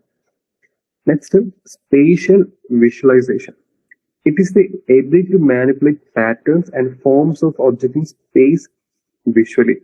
അതായത് സ്പേസിൽ നമുക്ക് ആ ഒരു കാര്യങ്ങളെ മാനിപ്പുലേറ്റ് ചെയ്യാനുള്ള എബിലിറ്റി, ആ ഒരു പാറ്റേൺസിനെ മാനിപ്പുലേറ്റ് ചെയ്യാനുള്ള എബിലിറ്റി. ഇപ്പൊ എക്സാമ്പിളിന് നമ്മൾ PSC എക്സാം ഒക്കെ എഴുതുമ്പോൾ നമുക്ക് ഡൈസിന്റെ ക്വസ്റ്റൻ ഉണ്ടാവും അല്ലെ. ഡൈസിന്റെ 3 ഡൈസിന്റെ പടം നിന്നിട്ട് ഇതിൽ ഏതാണ്, അല്ലെങ്കിൽ ഇതിന്റെ ഓപ്പോസിറ്റ് ഏതാണ്, ABC, അങ്ങനെ 2-3 ഡൈസ് ഇതിന്റെ ഓപ്പോസിറ്റ് ഏതാണെന്നൊക്കെ ചോദിക്കുകയല്ലേ. അപ്പൊ ചില ആൾക്കാര് ആ ഒരു കറക്റ്റായിട്ട് പടം വരച്ച് അത് മനസ്സിലാക്കി, അല്ലെ ഇങ്ങനത്തെ പടം വരച്ചിട്ട് അതിനകത്ത് ABC അങ്ങനെ നെയിം ഇട്ട് എഴുതി നോക്കും. പക്ഷെ ചില ആൾക്കാർ എന്ത് ചെയ്യും, ചില ആൾക്കാർ മനസ്സിനകത്ത് തന്നെ ആ ഒരു ക്യൂബ് ക്രിയേറ്റ് ചെയ്യും, മാനിപ്പുലേറ്റ് ചെയ്ത് ക്രിയേറ്റ് ചെയ്യും. ആ മനസ്സിനകത്ത് തന്നെ ആ പാറ്റേൺസ് ക്രിയേറ്റ് ചെയ്യും. ആ പാറ്റേൺസ് ക്രിയേറ്റ് ചെയ്തിട്ട് ഓക്കെ അങ്ങ് A ഇപ്പുറത്താണെങ്കിൽ അപ്പുറത്ത് C ആയിരിക്കും. ആ ഒരു ടോട്ടൽ ഡൈസിനെ നമ്മുടെ മനസ്സിനകത്ത് ക്രിയേറ്റ് ചെയ്യാൻ പറ്റുന്ന ഒരു എബിലിറ്റി. എക്സാമിന് നിങ്ങൾ അങ്ങനെ ചെയ്തിട്ടുണ്ടെങ്കിൽ അതിനർത്ഥം നിങ്ങൾക്ക് ആ എബിലിറ്റി ഉണ്ട്. അല്ലെങ്കിൽ മിറർ ക്വസ്റ്റ്യൻസ് ഉണ്ടാവും അല്ലെ. ഇപ്പോൾ ഏതെങ്കിലും ഒരു വേർഡ് വന്നിട്ട് ഇതിന്റെ മിറർ ഇമേജ് എന്താണ്, അല്ലെങ്കിൽ ഇതിന്റെ റിവർ ഇമേജ്, വാട്ടർ ഇമേജ് എന്താണ്, അങ്ങനെയൊക്കെ ക്വസ്റ്റ്യൻ ഉണ്ടാവും. സോ ഇതൊക്കെ മനസ്സിലാക്കാൻ പറ്റുന്നത് സ്പേഷ്യൽ വിഷ്വലൈസേഷൻ എബിലിറ്റി ഉള്ളത് കൊണ്ടാണ്. Next, perceptual speed. Tendency to perceive details quickly in every stimulus accurately. അതായത് നമുക്കിപ്പോ നമ്മൾ ജീവിക്കുന്ന പ്രത്യേകിച്ച് ഈ ഒരു ജനറേഷനിൽ ചുറ്റും സ്റ്റിമുലസ് ആണ് അല്ലെ. മൊബൈൽ ഫോൺസ്, ലാപ്ടോപ്സ്, പിന്നെ ചുറ്റും സൗണ്ട്സ് ഉണ്ടാവും. സോ വളരെ വളരെ കുറെ സ്റ്റിമുലസ് ആണ് ബോംബാർഡ് ചെയ്യപ്പെടുന്നത് അല്ലെ നമ്മളിലേക്ക്. സോ ഈ കിട്ടുന്ന സ്റ്റിമുലസിനെ കറക്റ്റ് ആയിട്ട് പെർസീവ് ചെയ്യാനുള്ള എബിലിറ്റി ഉണ്ടോ എന്നുള്ളതാണ് പെർസെപ്ച്വൽ സ്പീഡ് പറയുന്നത്. എത്രത്തോളം സ്പീഡിൽ ഒരു സ്റ്റിമുലസിനെ പെർസീവ് ചെയ്യുന്നു എന്നുള്ളതാണ് പെർസെപ്ച്വൽ സ്പീഡ് പറയുന്നത്. Next, numerical facility. One's ability to solve a numerical problem quickly and accurately. So ഒരു മാത്തമെറ്റിക്കൽ പ്രോബ്ലം വളരെ പെട്ടെന്ന് സോൾവ് ചെയ്യാൻ പറ്റുന്നുണ്ടോ എന്നുള്ളതാണ് ന്യൂമറിക്കൽ ഫെസിലിറ്റി. നമ്മൾ PSC എക്സാംസിൽ നമുക്ക് ന്യൂമറിക്കൽ ക്വസ്റ്റ്യൻസ് ഉണ്ടല്ലേ, സെയിം തന്നെയാണ്. റീസണിങ് ക്വസ്റ്റ്യൻസ് നമുക്കുണ്ട് അല്ലെ. Ability to observe facts and make a general rule out of it. So fact മനസ്സിലാക്കിയിട്ട് അതിനൊരു ജനറൽ റൂള് ഉണ്ടാക്കി എടുക്കുക എന്നുള്ളതാണ് റീസണിങ് പറയുന്നത്. ഇപ്പൊ റീസണിങ് ക്വസ്റ്റ്യൻസ് ഉണ്ടാവും അല്ലെ. ഓൾ കാറ്റ്സ് ആർ ഡോഗ്സ് എന്നൊക്കെ പറഞ്ഞിട്ട് റീസണിങ് ക്വസ്റ്റ്യൻസ് ഉണ്ടാവും. വേറെയും കുറെ റീസണിങ് ക്വസ്റ്റ്യൻസ് ഉണ്ടാവും. സോ ഇതാണ് റീസണിങ് എന്ന് പറയുന്നത്. Next, associative memory. Ability to memorise and recall quickly and accurately. അതായത് ഓർത്തിരിക്കാനുള്ള എബിലിറ്റി, പെട്ടെന്ന് കാര്യങ്ങൾ ഓർത്തിരിക്കുക, അത് പെട്ടെന്ന് മനസ്സിൽ കൊണ്ടുവരിക, അതിനുള്ള എബിലിറ്റിയാണ് അസോസിയേറ്റ് മെമ്മറി എന്ന് പറയുന്നത്. സോ ഇങ്ങനെ 1, 2, 3, 4, 5, 6, 7 എബിലിറ്റീസിനെ കുറിച്ചാണ് തേർസ്റ്റോൺ പറഞ്ഞത്. എന്നിട്ട് ഓക്കെ, സോ അടുത്തതാണ് സ്റ്റേൺബർഗ്സ് തിയറി ഓഫ് ഇന്റലിജൻസ്. സ്റ്റേൺബർഗിന്റെ theory of intelligence. So already 2 തിയറിയാണ് പഠിച്ചത്. ഒന്ന് സ്പീർമാൻ പറഞ്ഞത് G+S. ഓക്കെ, വേറൊന്നും പഠിക്കേണ്ട, ഈ G+S ആണുള്ള കാര്യം മാത്രം പഠിച്ചാൽ മതി. G+S. ഓക്കെ, തേർസ്റ്റോണിന്റെ കാര്യത്തിൽ 7 എണ്ണം ഉണ്ടെന്നും കൂടെ പഠിക്കുക. അത് ഇത് അറിഞ്ഞിരിക്കുന്നതും കുറച്ചും കൂടെ യൂസ്ഫുൾ ആവും. നെക്സ്റ്റ്, സ്റ്റേൺബർഗിന്റെ theory of intelligence. So Robert Sternberg developed a triarchic theory of intelligence. So സ്റ്റേൺബർഗിൻ്റെത് ഒരു triarchic theory of intelligence ആണ്. So according to the theory, there are 3 types of intelligence. So ഈ ഒരു തിയറി അനുസരിച്ച് 3 type of intelligence കുറിച്ചാണ് Sternberg പറയുന്നത്. First is the contextual intelligence. രണ്ടാമത്തത് creative intelligence. മൂന്നാമത്തത് analytical intelligence. So CA. Triarchic എന്ന വേർഡിന്റെ meaning തന്നെ ട്രൈ മീൻസ് എന്താണ്? 3 അല്ലെ. So triarchic CA. Okay, so ആദ്യം എന്താണ് കോണ്ടെക്സ്റ്റുവൽ ഇന്റലിജൻസ് എന്ന് നോക്കാം. സോ കോണ്ടെക്സ്റ്റുവൽ ഇന്റലിജൻസ് അല്ലെങ്കിൽ practical intelligence refers to the ability to adapt to the environment or situational demand. ഇപ്പൊ പെട്ടെന്നൊരു സിറ്റുവേഷൻ വരുവാണ്, ആ ഒരു സിറ്റുവേഷന് അഡാപ്റ്റ് ചെയ്യാനുള്ള എബിലിറ്റി, ഇതിനെയാണ് നമ്മൾ കോണ്ടെക്സ്റ്റുവൽ ഇന്റലിജൻസ് എന്ന് പറയുന്നത്. ഇപ്പൊ എക്സാമ്പിളിന് പെട്ടെന്ന് നിങ്ങളുടെ വീട്ടിൽ ഒരു കള്ളം കയറി വന്നു. ഇപ്പൊ കള്ളം കയറി വരുമ്പോൾ പേടിച്ചിരിക്കാതെ ആ ഒരു സിറ്റുവേഷനിൽ നമുക്ക് റിയാക്ട് ചെയ്യാനുള്ള എബിലിറ്റി ഇല്ലേ, പെട്ടെന്ന് ഫ്രോസ് ആയി പോവാതെ, ഫ്രീസ് ആയി പോവാതെ ആ ഒരു സിറ്റുവേഷനിൽ പെട്ടെന്ന് ഫോൺ എടുത്ത് പോലീസിനെ വിളിക്കുക, അല്ലെങ്കിൽ പെട്ടെന്ന് ഡോർ ലോക്ക് ചെയ്യുക, ആ ഒരു എബിലിറ്റിയാണ് ഇവിടെ പറയുന്നത്. It involves applying knowledge and information to your real world and thus adapting successfully to the situation. So ഈ സിറ്റുവേഷൻ എന്ന് പറയുന്നത് പ്രോബ്ലംസ് ആവാം, അല്ലെങ്കിൽ റിയൽ ലൈഫ് സിറ്റുവേഷനും ആവാം. ഇപ്പോൾ പെട്ടെന്ന് ഹോസ്റ്റലിലേക്ക് മാറി നിൽക്കേണ്ട അവസ്ഥ, പഠിക്കണമെങ്കിൽ ഹോസ്റ്റലിൽ നിന്നേ പറ്റുള്ളൂ, പക്ഷെ ഹോസ്റ്റലിലെ സിറ്റുവേഷൻ വളരെ മോശമാണെങ്കിൽ പോലും അഡാപ്റ്റ് ചെയ്ത് നിൽക്കാനുള്ള എബിലിറ്റി, നമ്മളിൽ ചേഞ്ച് ഉണ്ടാക്കി അഡാപ്റ്റ് ചെയ്ത് അവിടെ അഡാപ്റ്റ് ചെയ്യാനുള്ള എബിലിറ്റി, ഇതിനെയാണ് കോണ്ടെക്സ്റ്റുവൽ ഇന്റലിജൻസ് എന്ന് പറയുന്നത്. Here adaptation involves both adapting to your existing environment or ability to modify your environment to fulfil your needs. So ഇവിടെ അഡാപ്റ്റേഷൻ രണ്ട് ടൈപ്പാണ്. ഒന്നെങ്കിൽ എൻവയോൺമെന്റുമായിട്ട് ചേർന്ന് ജീവിക്കുക, അല്ലെങ്കിൽ എൻവയോൺമെന്റിനെ നമുക്ക് ഇഷ്ടമുള്ളതുപോലെ മാറ്റുക. ഇതാണ് രണ്ട് ടൈപ്സ് ഓഫ് ഇന്റലിജൻസ്, കോണ്ടെക്സ്റ്റുവൽ ഇന്റലിജൻസിലെ രണ്ട് പാർട്ട് എന്ന് പറയുന്നത്. ഒന്നെങ്കിൽ അഡാപ്റ്റേഷൻ ചെയ്യുക, നമ്മൾ അവിടുത്തെ സാഹചര്യം മനസ്സിലാക്കി ജീവിക്കുക, അല്ലെങ്കിൽ നമുക്ക് ഇഷ്ടമുള്ളതുപോലെ സാഹചര്യങ്ങൾ മാറ്റുക. ഇതാണ് രണ്ട് കാര്യങ്ങൾ. Okay, people who are high on this intelligence are street smart and often successful in their life. So ഈ ഒരു കോണ്ടെക്സ്റ്റുവൽ ഇന്റലിജൻസ് ഹൈ ആണെങ്കിൽ അവർ സ്ട്രീറ്റ് സ്മാർട്ട് ആണ്. നമ്മൾ ചില ആൾക്കാരെ കാണുമ്പോൾ പറയില്ല അവൻ ഭയങ്കര സ്മാർട്ടാണ്, അല്ലെങ്കിൽ അവൾ ഭയങ്കര സ്മാർട്ടാണ്, കാര്യങ്ങളൊക്കെ ചെയ്യുന്ന ടൈപ്പാണ്, ഒരു കാര്യം കൊടുത്തു കഴിഞ്ഞാൽ അത് ഉറപ്പായിട്ടും ചെയ്തു തീർക്കും എന്നൊക്കെ പറയില്ലേ. ഒരു കാര്യം എങ്ങനെയെങ്കിലും സൊല്യൂഷൻ കണ്ടുപിടിക്കുന്ന ചില ടൈപ്പ് ആൾക്കാരില്ലേ, people who makes things done എന്നൊക്കെ പറയില്ലേ. സോ ഇതാണ് കോണ്ടെക്സ്റ്റുവൽ ഇന്റലിജൻസ് എന്ന് പറയുന്നത്. സോ കോണ്ടെക്സ്റ്റുവൽ ഇന്റലിജൻസ് ഹൈ ആവുന്ന ആൾക്കാർ ലൈഫിൽ സക്സസ്ഫുൾ ആവും എന്നാണ് സ്റ്റേൺബർഗ് പറയുന്നത്. Okay, next creative intelligence. So creative intelligence is the ability to develop new ideas of ways of solving a problems or tackling a situation. So ഒരു പുതിയൊരു problem, ആ പ്രോബ്ലത്തിന് ഒരു ക്രിയേറ്റീവ് ആയിട്ട് സൊല്യൂഷൻ കണ്ടുപിടിക്കുക, ഒരു നല്ലൊരു സൊല്യൂഷൻ കണ്ടുപിടിക്കുക, ആരും ചിന്തിക്കാത്ത പുതിയൊരു സൊല്യൂഷൻ കണ്ടുപിടിക്കുക എന്നുള്ളതാണ് creative intelligence. So experimental intelligence അല്ലെങ്കിൽ creative intelligence is the ability to develop novel ideas or solution. പുതിയതായിട്ടുള്ള ഐഡിയാസ് ആയിരിക്കണം, അല്ലാതെ ഓൾറെഡി ചെയ്ത ഐഡിയാസ് ആയിരിക്കരുത്, പക്ഷെ പുതിയതായിട്ടുള്ള ഐഡിയാസ് ആയിരിക്കണം. ഓക്കെ, അപ്പോൾ ഈ ഒരു ക്രിയേറ്റീവ് ഇന്റലിജൻസിന്റെ മറ്റൊരു നെയിമാണ് experiential intelligence. Okay, people high on this intelligence are creative. ഈ ഒരു ഇന്റലിജൻസിൽ ഹൈ ആയിട്ടുള്ള ആൾക്കാർ വളരെ ക്രിയേറ്റീവ് ആണ്. They have the ability to use previous experience in making new invention. അപ്പോൾ പ്രീവിയസ് എക്സ്പീരിയൻസ് യൂസ് ചെയ്തിട്ട് പുതിയ പുതിയ കാര്യങ്ങൾ കണ്ടുപിടിക്കുക, പുതിയ പുതിയ ഇൻവെൻഷൻസ് കൊണ്ടുവരിക. ഇതൊക്കെയാണ് ക്രിയേറ്റീവ് ഇന്റലിജൻസ്. ഒരു പോയം എഴുതുന്ന ആൾക്കാർ, അല്ലെങ്കിൽ പുതിയൊരു സ്റ്റോറി എഴുതുന്ന ആൾക്കാർ, ഇതൊക്കെ ഇന്റലിജൻസിന്റെ പാർട്ടാണ്. ഇത് മാത്രമല്ല, പുതിയൊരു കണ്ടുപിടുത്തം നടത്തുന്നതും ഈ ഒരു ഇന്റലിജൻസിന്റെ പാർട്ട് തന്നെയാണ്. ഓക്കെ, നെക്സ്റ്റ് analytical intelligence ആണ്. So analytical intelligence involves the ability to think abstractly and appraise the situation. അപ്പോൾ ഒരു കാര്യങ്ങളെ അബ്സ്ട്രാക്ട്ലി ചിന്തിക്കുക, മനസ്സിലാക്കുക, എന്നിട്ട് ആ സിറ്റുവേഷനെ മനസ്സിലാക്കുക. ഇതാണ് അനലിറ്റിക്കൽ ഇന്റലിജൻസ് എന്ന് പറയുന്നത്. So comprehensive intelligence is also known as analytical intelligence. Comprehensive intelligence എന്നും പേര് പറയും. is measured by a traditional intelligence test. Normal IQ test ഉണ്ടാവില്ല, ഇത് യൂസ് ചെയ്തിട്ടാണ് നമ്മൾ ഈ അനലിറ്റിക്കൽ ഇന്റലിജൻസ് കണ്ടുപിടിക്കുന്നത്. People high in this form of intelligence often score high on traditional intelligence quotient test. So IQ test ഉണ്ടാവും. ഈ IQ ടെസ്റ്റിൽ ഏറ്റവും കൂടുതൽ മാർക്ക് വാങ്ങുന്ന ആൾക്കാർ നമുക്ക് അനലിറ്റിക്കൽ ഇന്റലിജൻസ് കൂടുതലാണ് എന്ന് പറയാം.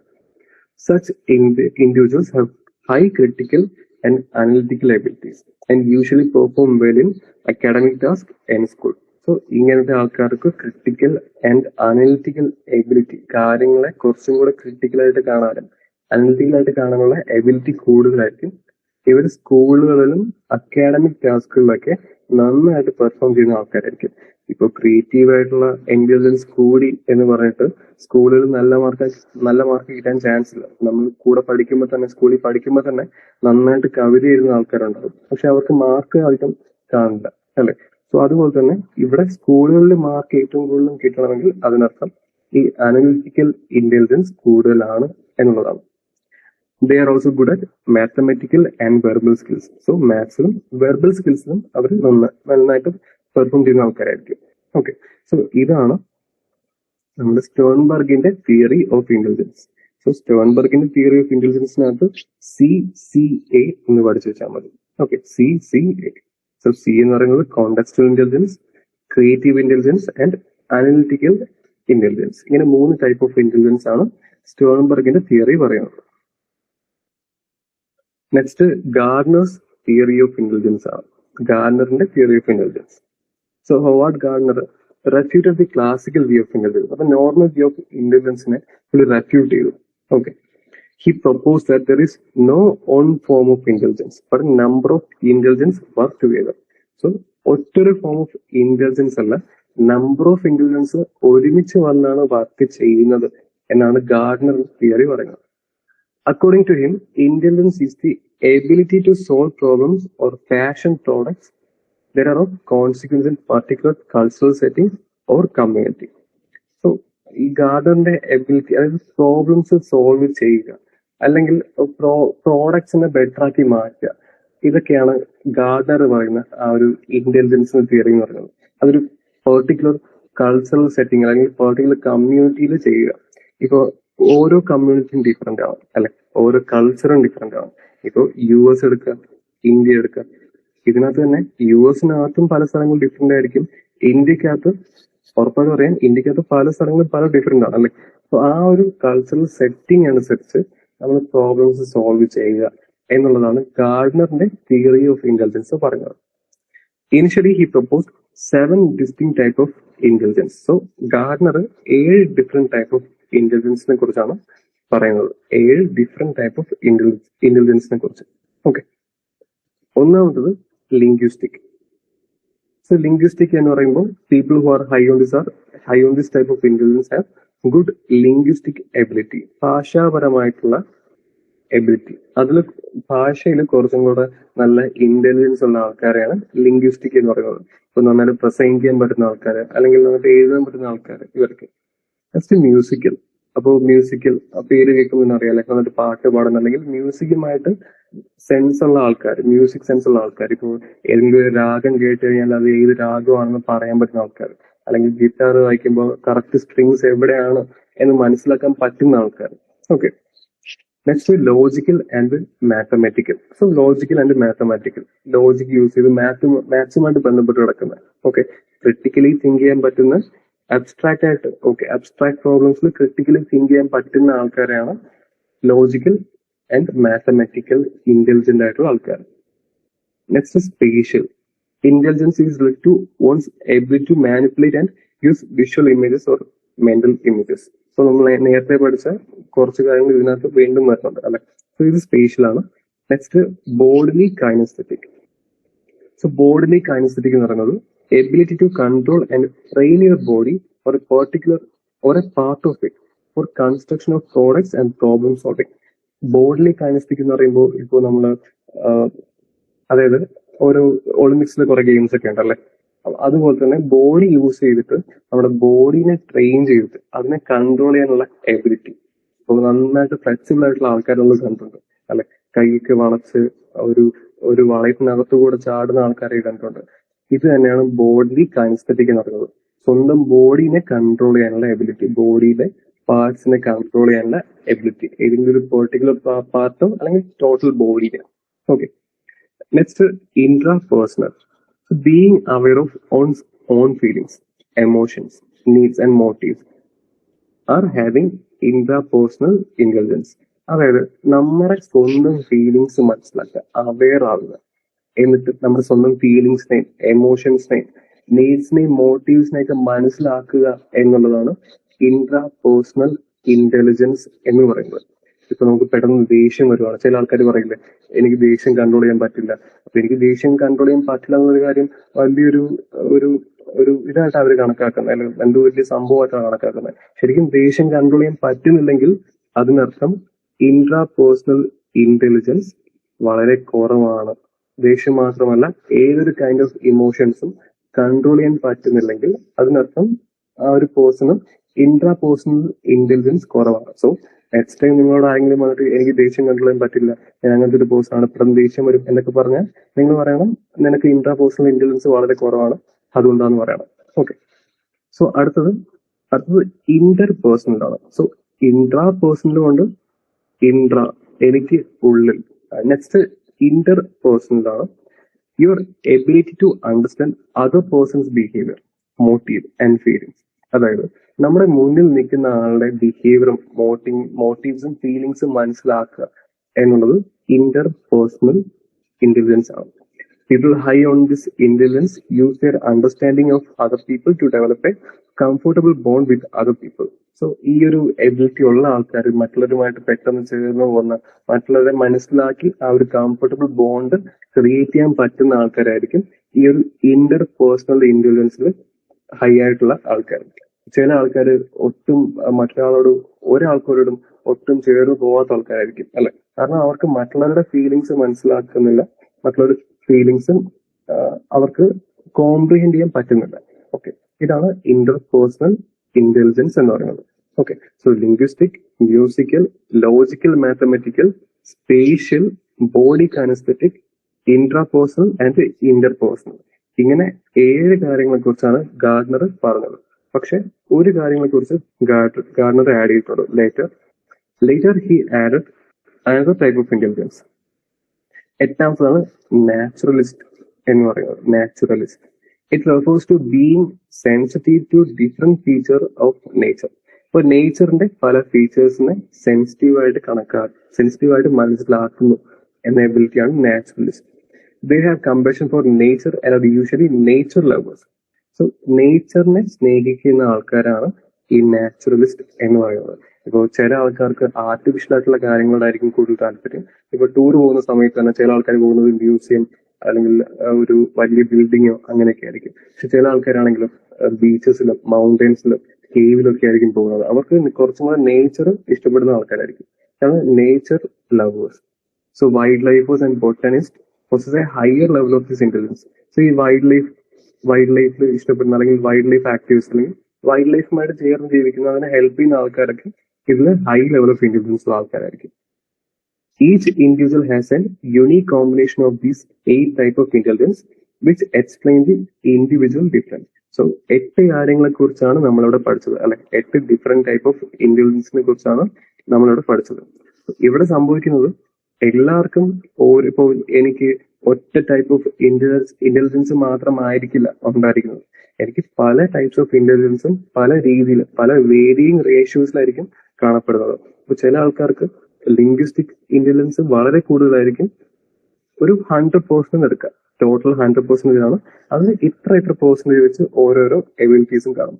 സോ ഈ എബിലിറ്റീസ് ഒക്കെ ഒരുമിച്ച് വരുമ്പോഴാണ് ഒരു പേഴ്സന്റെ ക്യാരക്ടർ, പേഴ്സണാലിറ്റി അല്ലെങ്കിൽ ഇന്റലിജൻസ് ഉണ്ടാകുന്നത്. ഓക്കെ, സോ എല്ലാ ആൾക്കാർക്കും ഒന്നിൽ കൂടുതൽ കാണും, എന്തായാലും ഒന്നിൽ കൂടുതൽ കാണും. എല്ലാം കാണാനുള്ള ചാൻസ് വളരെ കുറവാണ്. സോ ബോഡ്ലി കൈനസ്തെറ്റിക് എല്ലാവർക്കും ഉണ്ടാകാനുള്ള ചാൻസ് ഇല്ല. ഓക്കെ, സോ ഇതുപോലെ തന്നെയാണ് ഇതെല്ലാം കൂടെ ചേർന്ന് വരുമ്പോഴാണ് ഇന്റലിജൻസ് എന്ന് പറയുന്ന കാര്യം ഉണ്ടാകുന്നത്. Okay, next cattles theory of intelligence ആണ്. അടുത്തത് കാറ്റലിന്റെ തിയറി ഓഫ് ഇന്റലിജൻസ് ആണ്. Raymond cattle propose the Notion of fluid and crystallised intelligence. So ഇവിടെ റെയ്മണ്ട് കാറ്റൽ പറയുന്നത് ഫ്ലൂയിഡ് ഇന്റലിജൻസിന്റെയും ക്രിസ്റ്റലൈസ്ഡ് ഇന്റലിജൻസിന്റെയും കാര്യമാണ്. Okay, so fluid intelligence is the capacity to reason and solve new problems. So fluid intelligence എന്ന് പറയുന്നത് പുതിയ കാര്യങ്ങളെ solve ചെയ്യുക, പുതിയൊരു കാര്യങ്ങളെ മനസ്സിലാക്കിയെടുക്കുക എന്നുള്ളതാണ് fluid intelligence. There is no influence from any knowledge from past experience, rather the person innovates new logical method to resolve the problem. അതായത് ഇതേവരെ പാസ്റ്റിൽ ഉള്ള ഒരു കാര്യങ്ങളും യൂസ് ചെയ്യാതെ പാസ്റ്റിലെ ഒരു കൈൻഡ് ഓഫ് നോളജും യൂസ് ചെയ്യാതെ പുതിയൊരു കാര്യങ്ങൾക്ക് സൊല്യൂഷൻ കണ്ടുപിടിക്കുകയാണെങ്കിൽ അതിനർത്ഥം ആ പേഴ്സണ് ഫ്ലൂയിഡ് ഇന്റലിജൻസ് ഉണ്ട് എന്നുള്ളതാണ്. ഇപ്പൊ പുതിയ പുതിയ പസിൽസ് നമ്മൾ കാണുമല്ലേ, നമ്മുടെ മാർക്കറ്റിൽ കുറെ പസിൽസ് അവൈലബിൾ ആണ്. അപ്പൊ ഇപ്പൊ ഈ ഒരു ബോക്സിനകത്ത് കുറെ ഇതുണ്ടാവും, ചെറിയ ബ്ലോക്സ് ഉണ്ടാവും. ഈ ബ്ലോക്ക് ചെറിയൊരു ഹോൾ വഴി പുറത്തേക്ക് എടുക്കണം, ഇങ്ങനെ ബ്ലോക്സ് ഒക്കെ, ഇങ്ങനത്തെ പസിൽസ് ഉണ്ടാവും. അപ്പൊ ഈ പസിൽസ് ഒക്കെ നമ്മൾ ഇതേവരെ കാണാത്ത പസിൽസ് ആയിരിക്കും. നമ്മുടെ ലൈഫില് ഇതേവരെയുള്ള പാസ്റ്റ് എക്സ്പീരിയൻസിൽ ഇങ്ങനെ ഒരു പ്രോബ്ലം നമ്മൾ സോൾവ് ചെയ്ത് കാണില്ല. പക്ഷെ ഇങ്ങനത്തെ കാര്യങ്ങൾ സോൾവ് ചെയ്യാനുള്ള എബിലിറ്റി ഉണ്ടെങ്കിൽ അതിനർത്ഥം ആ പേഴ്സണ് ഫ്ലൂയിഡ് ഇന്റലിജൻസ് ഉണ്ട് എന്നുള്ളതാണ്. Okay, next crystallised intelligence. ഇപ്പൊ ഫ്ലൂയിഡ് ഇന്റലിജൻസിന്റെ മറ്റൊരു എക്സാമ്പിൾ ഞാൻ പറയാം. ഇപ്പൊ നിങ്ങൾ കാർ ഓടിച്ച് പോവുകയാണ്, പെട്ടെന്ന് കാർ ഓടിച്ച് പോകുമ്പോൾ ദൂരെ നിന്ന് ഒരു കാർ വരുന്നത് കണ്ടിട്ട് ഓക്കെ, അല്ലെങ്കിൽ ഫ്രണ്ടിലൊരു KSRTC ബസ് ഉണ്ടെങ്കിൽ നമുക്ക് മനസ്സിലാക്കാം ഓക്കെ KSRTC ബസ് ഉണ്ട്, നമ്മൾ സ്ലോ ചെയ്ത് പോകണം, അല്ലെങ്കിൽ ലിഫ്റ്റ് കയറി പോകണം, അല്ലെങ്കിൽ ആ ഒരു ബസ്സിനെ ക്രോസ് ചെയ്യുമ്പോൾ സൂക്ഷിക്കണം, കാരണം ആൾക്കാർ ഫ്രണ്ടിൽ കൂടെ റോഡ് ക്രോസ് ചെയ്യാൻ ചാൻസ് ഉണ്ട് എന്നിങ്ങനെയൊക്കെ മനസ്സിലാക്കി എടുക്കാനുള്ള എബിലിറ്റിയാണ് ഫ്ലൂയിഡ് ഇന്റലിജൻസ് എന്ന് പറയുന്നത്. ഓക്കെ, അതായത് പുതിയൊരു കാര്യത്തിനെ ലോജിക്കലായിട്ട് കണ്ട് മനസ്സിലാക്കാം. നെക്സ്റ്റ് ക്രിസ്റ്റലൈസ്ഡ് ഇന്റലിജൻസ് ആണ്. It is the ability to use skills, knowledge and past experiences. അപ്പൊ ഇതെന്ന് പറയുന്നത് നമ്മുടെ പാസ്റ്റ് ആയിട്ടുള്ള എക്സ്പീരിയൻസ് വെച്ചിട്ട് ഒരു കാര്യത്തിനെ സോൾവ് ചെയ്യുക. ഓക്കെ, ഇപ്പോ എക്സാമിന് നമ്മൾ മാർക്ക് വാങ്ങുന്നത് പാസ്റ്റ് എക്സ്പീരിയൻസ് ആണല്ലേ, നമ്മൾ പഠിച്ച കാര്യങ്ങൾ വെച്ചിട്ടാണ് നമ്മൾ എക്സാമിന് മാർക്ക് വാങ്ങുന്നത്. സോ ക്രിസ്റ്റലൈസ്ഡ് ഇന്റലിജൻസിൽ കൂടുതലാണ്. It involves the intellectual learning that one has accumulated throughout their lifespan. So ഇതുവരെ ജീവിച്ച കാലയളവിൽ മൊത്തം പഠിച്ചെടുത്ത കാര്യങ്ങൾ, ആ ഒരു ഇന്റലക്ച്വൽ ലേണിംഗ്, അത് വെച്ചിട്ടാണ് ക്രിസ്റ്റലൈസ്ഡ് ഇന്റലിജൻസ് വർക്ക് ആവുന്നത്. This intelligence is expressed in form of one's vocabulary and general knowledge. So ഈ ഒരു ഇന്റലിജൻസ്, ആ ഒരു വൊക്കാബുലറി, എത്രയൊക്കെ വേർഡ്സ് നമുക്കറിയാം. ഇപ്പോ ഓരോരോ ഹെജമോണിക് എന്ന വാക്കിന്റെ മീനിങ് അറിയാമോ, അല്ലെങ്കിൽ റിട്ടോറിക് എന്ന വാക്കിന്റെ മീനിങ് അറിയാമോ? അപ്പോൾ ഈ ഒരു വാക്കിന്റെയൊക്കെ മീനിങ് അറിയുന്ന ആ ഒരു എബിലിറ്റി, ഇതാണ് വൊക്കാബുലറി ഇന്റലിജൻസ് എന്ന് പറയുന്നത്. പിന്നെ ജനറൽ നോളജ്, ഇപ്പോ ഏതെങ്കിലും കാര്യത്തിൽ എന്തെങ്കിലും ക്വസ്റ്റ്യൻ, ഇത് നമ്മൾ പഠിക്കുന്ന കാര്യങ്ങളാണ്. ഇതൊക്കെയാണ് ക്രിസ്റ്റലൈസ്ഡ് ഇന്റലിജൻസ് എന്ന് പറയുന്നത്. സോ കെയ്റ്റലിന്റെ തിയറിയിലാണ് ഫ്ലൂയിഡ് ആൻഡ് ക്രിസ്റ്റലൈസ്ഡ് ഇന്റലിജൻസ് പറയുന്നത്. ഇത് ഇമ്പോർട്ടന്റ് ആണ്. കാറ്റലിന്റെ തിയറി ഇമ്പോർട്ടന്റ് ആണ്. ക്വസ്റ്റ്യൻ ചോദിക്കാൻ ചാൻസ് ഉണ്ട്. ക്വസ്റ്റ്യൻ ചോദിക്കും, in which of the following theories is fluid and crystallised intelligence referred എന്ന് ക്വസ്റ്റ്യൻ ചോദിക്കും. എന്നിട്ട് താഴെ ഓപ്ഷൻസ് വരും, കാറ്റൽ, എന്നിട്ട് പിന്നെ ഗാർഡനർ, അങ്ങനെ ഓരോ ഓപ്ഷൻസ് വരും. ഓക്കെ, സോ ആ ഒരു ക്വസ്റ്റ്യൻ ചോദിക്കാൻ ചാൻസ് കൂടുതലാണ്. Next PASS theory. Okay, so PASS theory Das, Naglieri, Kirby, ഇങ്ങനെ 3 ആൾക്കാരാണ് പ്രപ്പോസ് ചെയ്തത്. ഓക്കെ, ഇതിനകത്ത് PASS. Okay, so P for planning, A for attention, S for simultaneous and S for successive. ഇങ്ങനെ ഇതാണ് PASS അല്ലെങ്കിൽ പാസ്റ്റ് തിയറി എന്ന് പറയുന്നത്. അപ്പോൾ which primarily includes 4 types of competence. അപ്പൊ ഇതിനകത്ത് 4 ടൈപ്പ് ഓഫ് കമ്പീറ്റൻസിനെ കുറിച്ചാണ് പറയുന്നത്, അല്ലെങ്കിൽ 4 ടൈപ്സ് ഓഫ് എബിലിറ്റിനെ കുറിച്ചാണ് പാസ്റ്റ് തിയറി പറയുന്നത്. ഒന്നാമത്തത് planning process. So planning process is important when the individual make a decision about how to solve a problem or carry out an activity. It involves goal setting and monitoring feedback. So planning process എന്ന് പറയുന്നത് ഒരു goal set ചെയ്യുക, എന്നിട്ട് അതിനെ solve ചെയ്യുക. അതായത് decision എടുക്കാനുള്ള ability, എങ്ങനെ ഒരു പ്രോബ്ലം സോൾവ് ചെയ്യണം എന്ന് ഡിസിഷൻ എടുക്കാനുള്ള എബിലിറ്റിനെയാണ് നമ്മൾ ഈ ഒരു പ്ലാനിങ് പ്രോസസ്, ഫസ്റ്റ് പാർട്ടായിട്ടുള്ള പ്ലാനിങ് എന്ന് പറയുന്നത്. അതിനകത്ത് ഒരു ഗോൾ സെറ്റ് ചെയ്യാനുള്ള എബിലിറ്റിയും ആ ഗോളിലേക്ക് എത്തിച്ചേരാനുള്ള വഴിയിൽ എന്തൊക്കെ ഇഷ്യൂസ് ഉണ്ട് ആ ഒരു ഇഷ്യൂസിനെ ഫീഡ്ബാക്ക് ചെയ്ത് അതിനെ മോണിറ്റർ ചെയ്യാനുള്ള എബിലിറ്റി. ഓക്കെ, ഇപ്പോൾ പഠിക്കണം, നന്നായിട്ട് പഠിക്കണം എന്നുള്ളതാണ് എന്റെ ഗോൾ ആണെങ്കിൽ ആ ഗോളിൽ എന്തൊക്കെയാണ് തടസ്സം നിൽക്കുന്നത് എന്ന് മനസ്സിലാക്കി ആ ഒരു ഇഷ്യൂസിനെ സോൾവ് ചെയ്ത് പോകുന്ന ഇതിനെയാണ് നമ്മൾ പ്ലാനിങ് എന്ന് പറയുന്നത്. Okay, next attention. So attention allows a person to attend selective stimuli and ignore others. Attention chapter പഠിച്ചപ്പോൾ നമ്മൾ പറഞ്ഞിട്ടുണ്ടായിരുന്നു അല്ലെ, സെലക്റ്റീവ് അറ്റൻഷൻ. ഒരു പ്രത്യേക ഒരു സ്റ്റിമുലൈനെ മാത്രം അറ്റൻഡ് ചെയ്തുകൊണ്ട് ബാക്കിയുള്ള ആവശ്യമില്ലാത്ത സ്റ്റിമുലൈനെ ഇഗ്നോർ ചെയ്യുന്നതിനാണ് ഈ ഒരു അറ്റൻഷൻ എന്നുകൊണ്ട് പറയുന്നത്. Next is simultaneous process. Helps in perceiving the stimuli as a whole and integrate stimuli into group. So ഈ സൈമൾട്ടേനിയസ് പ്രോസസ് എന്ന് പറയുന്നത് ആ ഒരു സ്റ്റിമുലൈനെ മുഴുവനായിട്ട് പെർസീവ് ചെയ്തുകൊണ്ട് and integrate stimuli in group, എന്നിട്ട് സ്റ്റിമുലൈനെ ഗ്രൂപ്പായിട്ട് കൂടെ മനസ്സിലാക്കുക, ഇന്റഗ്രേറ്റ് ചെയ്യുക. ഇപ്പൊ 2-3 സ്റ്റിമുലൈ വരുന്നുണ്ട്. അപ്പോൾ ഇപ്പോ നമ്മൾ സിനിമ കാണുമ്പോൾ അല്ലെ എത്ര സ്റ്റിമുലൈസ് വരുന്നത്? ഒന്ന് നമ്മുടെ കണ്ണിനകത്തും സ്റ്റിമുലൈ വരുന്നുണ്ട്, നമ്മുടെ കാതിനകത്തും സ്റ്റിമുലൈ വരുന്നുണ്ട്. കണ്ണുവഴി നമ്മൾ സിനിമ കാണുന്നു, കാതുവഴി നമ്മൾ സിനിമയുടെ ആ ഒരു ഡയലോഗ്സ് കേൾക്കുന്നു അല്ലെ. സോ അതാണ് സൈമൾട്ടേനിയസ് എന്ന് പറയുന്നത്. Next successive processing integrates stimuli in A specific serial order. അതായത് സ്റ്റിമുലൈനെ ഒരു സീരിയൽ ഓർഡറിൽ അടുക്കി അടുക്കി വെക്കാനുള്ള ആ ഒരു എബിലിറ്റി, കിട്ടുന്ന സ്റ്റിമുലസിനെ അടുക്കി വെക്കാനുള്ള എബിലിറ്റി, ഒരു സീരിയൽ ഓർഡറിൽ വെക്കാനുള്ള എബിലിറ്റിനെയാണ് സക്സസീവ് പ്രോസസിംഗ് എന്ന് പറയുന്നത്. Fast model help in understanding various cognitive process like reasoning, imagery, language and memory. So PASS theory എന്ന് പറയുന്നത് വേരിയസ് ആയിട്ടുള്ള കോഗ്നിറ്റീവ് പ്രോസസ്, തിങ്കിങ്ങുമായിട്ട് ബന്ധപ്പെട്ട് കിടക്കുന്ന പല പ്രോസസ്സിനെയും മനസ്സിലാക്കാൻ ഹെൽപ്പ് ചെയ്യും. റീസണിങ്, ലോജിക്കലി ചിന്തിക്കുന്ന ഒരു എബിലിറ്റി. ഇമേജറി, നേരത്തെ പറഞ്ഞ സ്പേഷ്യലുമായിട്ട് ബന്ധപ്പെട്ട് കിടക്കും. ഓക്കെ. പിന്നെ ലാംഗ്വേജ് ആൻഡ് മെമ്മറി. സോ ഇതിനൊക്കെ മനസ്സിലാക്കാൻ പാസ്റ്റ് മോഡൽ ഹെൽപ്പ് ചെയ്യും. ഓക്കെ, ഇതാണ് പാസ്റ്റ് തിയറി എന്ന് പറയുന്നത്. ഓക്കെ, സോ പാസ്റ്റ് തിയറിയും ഇമ്പോർട്ടന്റ് ആണ്. പാസ്റ്റ് തിയറി ആരൊക്കെയാണ് എന്ന് ക്വസ്റ്റ്യൻ ചോദിക്കാൻ ചാൻസ് ഉണ്ട്. Das, Naglieri and Kirby, 1994. Okay, next theory of technological intelligence. Theory of technological intelligence. So culture has an influence on intelligence അല്ലെ. നമ്മുടെ കൾച്ചറിന് നമ്മുടെ ഇന്റലിജൻസിന് വലിയൊരു ഇൻഫ്ലുവൻസ് ഉണ്ടാവും. നമ്മൾ എവിടെയാണ് താമസിക്കുന്നത്, നമ്മുടെ കൾച്ചർ എവിടെയാണ്. ഇപ്പൊ ചില കൾച്ചറിൽ ഒരു വളരെ ചെറുപ്പത്തിൽ തന്നെ പല കാര്യങ്ങളും ചെയ്യിപ്പിക്കാൻ പ്രേരിപ്പിക്കുന്ന കൾച്ചർ ആയിരിക്കും അല്ലെ. വളരെ ചെറുപ്പം തന്നെ കുട്ടികളെ ജോലി ചെയ്യാൻ ചെയ്യുന്നത്. ഇപ്പൊ US കൾച്ചറൊക്കെ നോക്കിക്കഴിഞ്ഞാൽ 18 വയസ്സാകുമ്പോഴേക്കും അവർ മാറി താമസിക്കും അല്ലെ, വീട്ടിൽ നിന്ന് മാറി താമസിക്കും. പക്ഷെ നമ്മൾ ആ ഒരു അച്ഛനും അമ്മയുടെയും കൂടെ തന്നെ നമ്മൾ ലൈഫ് ലോങ് ജീവിക്കും. അതൊരു കൾച്ചറിന്റെ ഇൻഫ്ലുവൻസ് ആണ്. Okay, so Vygotsky emphasise the role of social cultural factor in providing people to live, grow and understand the world around themself. So നമ്മുടെ ചുറ്റുമുള്ള കാര്യങ്ങളെ മനസ്സിലാക്കാനും ജീവിക്കാനും വളരാനും ഇതിനൊക്കെ ഹെൽപ്പ് ചെയ്യുന്നത് നമ്മുടെ സോഷ്യോ കൾച്ചറൽ ഫാക്ടേഴ്സ് ആണ് എന്നാണ് വൈഗോസ്കി പറയുന്നത്. സോ അതുമായിട്ട് ബന്ധപ്പെട്ട് കിടക്കുന്ന ഇന്റലിജൻസ് ആണ് ഇവിടെ തിയറി ഓഫ് ടെക്നോളജിക്കൽ ഇന്റലിജൻസ്.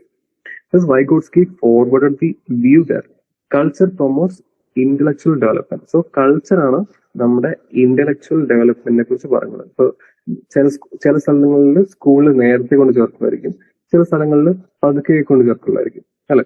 ഇപ്പൊ ചില സ്കൂളിൽ, ഇപ്പൊ ഓസ്ട്രേലിയ പോലത്തെ കൺട്രീസിലൊക്കെ ഹോം സ്കൂളിംഗ് വളരെ ഫേമസ് ആണ്. വീട്ടിൽ തന്നെ ഇരുത്തി പഠിപ്പിക്കുക, കുട്ടികളെ സ്കൂളിലേക്ക് വിടില്ല, വീട്ടിൽ തന്നെ ഇരുത്തി പഠിപ്പിക്കുക, ഇതൊക്കെയുണ്ട്.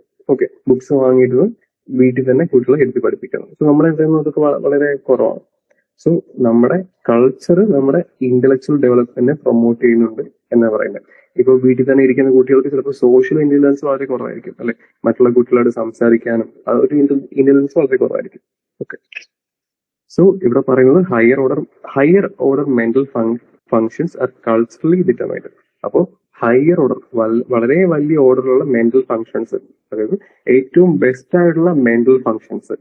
ഇപ്പോ ഒരു പേഴ്സണ് പടം വരയ്ക്കാൻ അല്ലെങ്കിൽ നന്നായിട്ട് ആൾക്കാരുമായിട്ട് ഇടപഴകാൻ എബിലിറ്റി ഉള്ള ഒരു പേഴ്സൺ, അപ്പൊ ഇതൊക്കെ കൾച്ചറലി ഡിറ്റർമിൻഡ് എന്നാണ് തിയറി ഓഫ് ടെക്നോളജിക്കൽ ഇന്റലിജൻസ്, വൈഗോട്സ്കിയുടെ തിയറി പറയുന്നത്. വൈഗോട്സ്കി.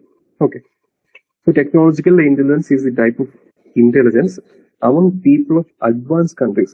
അഡ്വാൻസ്ഡ് കൺട്രീസിലെ ആൾക്കാരുടെ ടൈപ്പ് ഓഫ് ഇന്റലിജൻസ് ആണ് technological intelligence. Okay, so such intelligence reflect the skill of attention, observation, analysis, performance, speed and achievement orientation.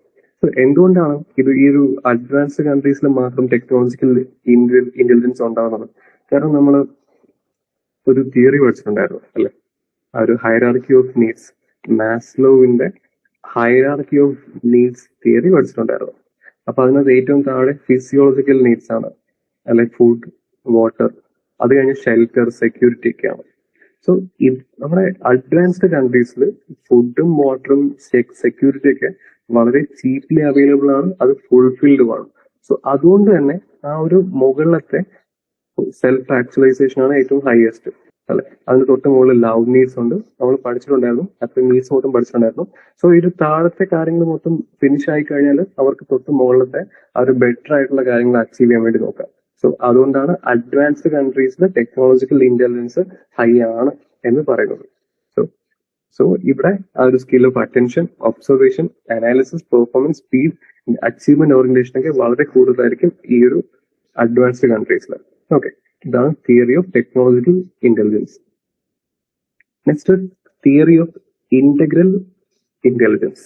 Okay, so when we discuss intelligence from Indian perspective, it is the integral intelligence that is reflected. So ഇന്ത്യൻസിന്റെ കാര്യം പറയുമ്പോൾ, ഇന്ത്യൻസിന്റെ intelligence പറയുമ്പോൾ നമുക്ക് പറയാം Indians ഇന്റഗ്രലി intelligent ആണ്. Indians ഇന്റഗ്രലി intelligent ആണെന്ന് പറയാം.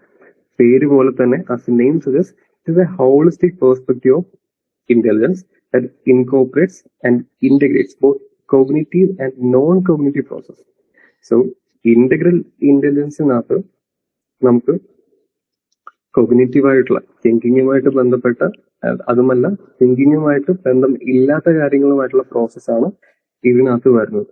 Okay, theory of integral intelligence. So Srivastava and Mishra, Indian സൈക്കോളജിസ്റ്റാണ്, ഇവരാണ് ഡിഫൈൻ ചെയ്യുന്നത്. The main competencies of integral intelligence thus identified are cognitive competence, social competence, emotional competence and entrepreneurial competence. So ഇത്രയും കാര്യങ്ങളാണ് ഈ ഒരു ഇന്റഗ്രൽ ഇന്റലിജൻസിനകത്തുള്ള ഫാക്ടേഴ്സ് എന്ന് പറയുന്നത്. Okay, cognitive competence, social competence, emotional competence and entrepreneurial competence. Both heredity and environment play a role in intellectual development. അപ്പോൾ ഒരാളുടെ intellectual ഡെവലപ്മെന്റിൽ അയാളുടെ heredity and environment, അയാളുടെ ജീൻസും അയാൾ വളർന്നു വന്ന ചുറ്റുപാടും അഫക്ട് ചെയ്യും. So according to Sri Aurobindo,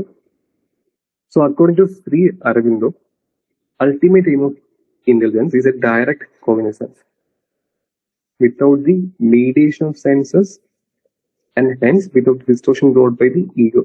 so ഇവിടെ അരവിന്ദോ പറയുന്നത് അൾട്ടിമേറ്റ് എയിം ഓഫ് ഇന്റലിജൻസ്, അതായത് ഇന്റലിജൻസ് ആവാനുള്ള ആ ഒരു കഴിവെന്ന് പറയുന്നത് എന്താണ്? നമ്മുടെ സെൻസിന്റെ മീഡിയേഷൻ ഇല്ലാതെ, ആ ഒരു സെൻസസ് നമ്മളെ അഫക്റ്റ് ചെയ്യാതെ, ഈഗോ നമ്മളെ അഫക്റ്റ് ചെയ്യാതെ ആ ഉള്ള എബിലിറ്റിയാണ് എന്തെന്ന് പറയുന്നത്, ഡയറക്ട്ലി കാര്യങ്ങളെ മനസ്സിലാക്കാനുള്ള എബിലിറ്റിയാണ് ഇന്റലിജൻസ് എന്ന് പറയുന്നത്. അപ്പോൾ ചില ആൾക്കാരെ കാണുമ്പോൾ നമ്മൾ ഓൾറെഡി നമ്മുടെ മനസ്സിനകത്ത് കുറച്ച് പ്രൊഡ്യൂസ് ഉണ്ടാവും അല്ലെ, അയാൾ ഇങ്ങനെയാണ് അല്ലെങ്കിൽ അയാൾ അങ്ങനെയാണ്. അത് നമ്മുടെ സെൻസസ് നമ്മളെ ഇത് ചെയ്യുന്നത്, അല്ലെങ്കിൽ നമ്മുടെ ഈഗോ നമ്മളെ അഫക്ട് ചെയ്യുന്നതാണ്. സോ ഇതൊരു ഇന്ത്യൻ, ഓൾറെഡി പറഞ്ഞല്ലോ ഇന്ത്യൻ പേഴ്സ്പെക്റ്റീവ് എന്ന് പറഞ്ഞല്ലോ. ഓക്കെ, സോ ഇന്ത്യൻ പേഴ്സ്പെക്റ്റീവിൽ നമുക്കറിയാം നമ്മുടെ മെഡിറ്റേഷൻ പോലത്തെ കാര്യങ്ങളും ഇതൊക്കെ വളരെ ഏറ്റവും കൂടുതലും പ്രൊമോട്ട് ചെയ്ത കാര്യങ്ങളാണ്. സോ ഈഗോ പോലത്തെ കാര്യങ്ങളെയും പ്രൊമോട്ട് ചെയ്ത കാര്യങ്ങളാണ്. സോ ഇവിടെ ശ്രീ അരവിന്ദ് പറയുന്നത് ഇന്റലിജൻസ്, അതിന്റെ അൾട്ടിമേറ്റ് എയിം എന്ന് പറയുന്നത് കാര്യങ്ങൾ ഡയറക്ട്ലി മനസ്സിലാക്കുക without mediation of census. Census നമ്മളെ അഫക്ട് ചെയ്യരുത്, അതുപോലെ തന്നെ നമ്മുടെ ഈഗോയും അഫക്ട് ചെയ്യരുത് എന്നാണ് ശ്രീ അരവിന്ദോ പറയുന്നത്. ഓക്കെ, സോ ഇതാണ് തിയറി ഓഫ് ഇന്റഗ്രൽ ഇന്റലിജൻസ്. അതായത് രണ്ട് മൂന്ന് ഇന്റലിജൻസ് ഒരുമിച്ച് വരുന്നതാണ് theory of integral intelligence. Okay, so theory of intelligence finish ആയിട്ടുണ്ട്. നമുക്കിനി നോക്കാനുള്ളത് ഇമോഷണൽ ഇന്റലിജൻസിനെ കുറിച്ചാണ്. ഓക്കെ, EQ എന്ന് പറയും, എമോഷണൽ കോഷ്യന്റ് എന്ന് പറയും. നമ്മൾ IQ കേട്ടിട്ടുണ്ടാവും അല്ലെ, IQ ഇന്റലിജന്റ് കോഷ്യന്റ് ടെസ്റ്റ് ചെയ്യാം, നമുക്ക് IQ ടെസ്റ്റ് ചെയ്യാം. ഒരു പേഴ്സണിന് എത്ര IQ ഉണ്ടാവും. ഇപ്പൊ നമ്മൾ കണ്ടിട്ടുണ്ടാവും ഐൻസ്റ്റീനെക്കാളും IQ ഉള്ള കുട്ടീനെ കണ്ടുപിടിച്ചു, ആ കുട്ടിക്ക് ഇത്ര മാർക്ക് ഉണ്ടായിരുന്നു എന്നൊക്കെ നമ്മൾ പറയട്ടെ. അതാണ് IQ എന്ന് പറയുന്നത്. പക്ഷെ ഇമോഷണൽ കോഷ്യന്റ് ഒരുപക്ഷെ IQ-നെക്കാളും വളരെ ഇമ്പോർട്ടന്റ് ആണ് ഇമോഷണൽ കോഷ്യന്റ് എന്ന് പറയുന്നത്. ഓക്കെ, ഇമോഷണൽ കോഷ്യന്റ് ഒരു എക്സാമ്പിൾ വെച്ച് പറയുകയാണെങ്കിൽ ഏറ്റവും ഒരു സൂപ്പർ കാറിനെ വിചാരിക്കാം, ഒരു സൂപ്പർ കാർ. ഓക്കെ, അപ്പൊ ആ ഒരു സൂപ്പർ കാറിന്റെ ആ ഒരു ബോഡി, ആ സൂപ്പർ കാറിന്റെ എബിലിറ്റി, ആ സൂപ്പർ കാറിന്റെ പവർ, ഇതിനെ നമുക്ക് IQ ആയിട്ട് ലിങ്ക് ചെയ്യാം. സൂപ്പർ കാറിന്റെ ആ ഒരു എബിലിറ്റിനെ നമുക്ക് IQ ആയിട്ട് ലിങ്ക് ചെയ്യാം. പക്ഷെ ആ സൂപ്പർ കാർ ഓടിക്കുന്ന ആളുടെ ആ ഒരു എബിലിറ്റിയാണ് EQ എന്ന് പറയുന്നത്. സൂപ്പർ കാർ ഓടിക്കുന്ന ആളുടെ എബിലിറ്റിയാണ് EQ. ഇപ്പൊ ആലോചിച്ച് ഈ കാറ് വളരെ സ്പീഡിൽ പോകുന്ന കാറാണ്. ഈ ഓടിക്കുന്ന ആൾക്ക് നേരെ ഓടിക്കാൻ അറിഞ്ഞുണ്ടെങ്കിൽ എന്ത് സംഭവിക്കും? ഈ കാർ എവിടെയെങ്കിലും കൊണ്ടിടിക്കും അല്ലെ? അപ്പൊ അതാ പറയുന്നത്, IQ കൂടുതൽ ഉണ്ടായിട്ടും കാര്യമില്ല, ഒരാൾക്ക് എമോഷണൽ കോഷ്യന്റ് കൂടുതൽ ഉണ്ടായിരിക്കണം. സോ EQ കൂടുതൽ വേണം. ഓക്കെ, സോ IQ-നെക്കാളും വളരെ ഇമ്പോർട്ടന്റ് EQ തന്നെയാണ്. എങ്ങനെ നോക്കിക്കഴിഞ്ഞാൽ IQ ഇമ്പോർട്ടന്റ് തന്നെയാണ്, പക്ഷെ EQ ഇമ്പോർട്ടന്റ് ആണ്. Okay, so in the early 1990s, John Mayer and Peter Salovey, John മേയറും പീറ്റർ സാലവയും കൂടെയാണ് introduced and defined one of the most important non cognitive intelligence. അപ്പോൾ നോൺ കോഗ്നിറ്റീവ് ഇന്റലിജൻസ് ആണ് EI അല്ലെങ്കിൽ emotional intelligence എന്ന് പറയുന്നത്. Okay, so John മേയറും Peter സാലവയും ആണ് ഇത് പ്രപ്പോസ് ചെയ്തത്. Okay, so in the handbook of intelligence 2000 they defined emotional intelligence. അപ്പൊ അവരുടെ ഹാൻഡ് ബുക്ക് ഓഫ് ഇന്റലിജൻസ് എന്ന ബുക്കിൽ EI-നെ ഡിഫൈൻ ചെയ്യുന്നത് the ability to perceive and express emotion, assimilate emotion in thought, understand and reason with emotion, and regulate emotion in the self and others. So EQ എന്ന് പറയുന്നത് emotions express ചെയ്യാനുള്ള ability, assimilate emotion in thought, നമ്മുടെ തോട്ടില് emotions കൊണ്ടുവരാനുള്ള ability, and understand and reason with emotion, ഇമോഷനെ logically ചിന്തിക്കാനുള്ള ability, and regulate emotion in the self and others, നമ്മളിലും നമുക്ക് ചുറ്റുമുള്ള ആൾക്കാരുടെ ഇമോഷൻസും കൺട്രോൾ ചെയ്യാനുള്ള എബിലിറ്റി.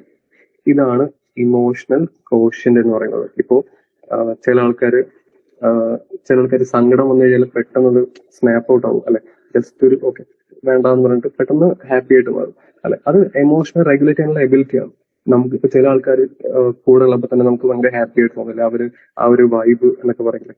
സോ അതും ഒരു എമോഷണൽ കോഷ്യന്റിന്റെ ആ ഒരു എബിലിറ്റി ആണ്. സോ എമോഷണൽ ഇന്റലിജൻസ് എന്ന് പറയുന്നത് ability to perceive and express emotion, ആ ഒരു ഇമോഷനെ എക്സ്പ്രസ് ചെയ്യാനുള്ള കഴിവ്.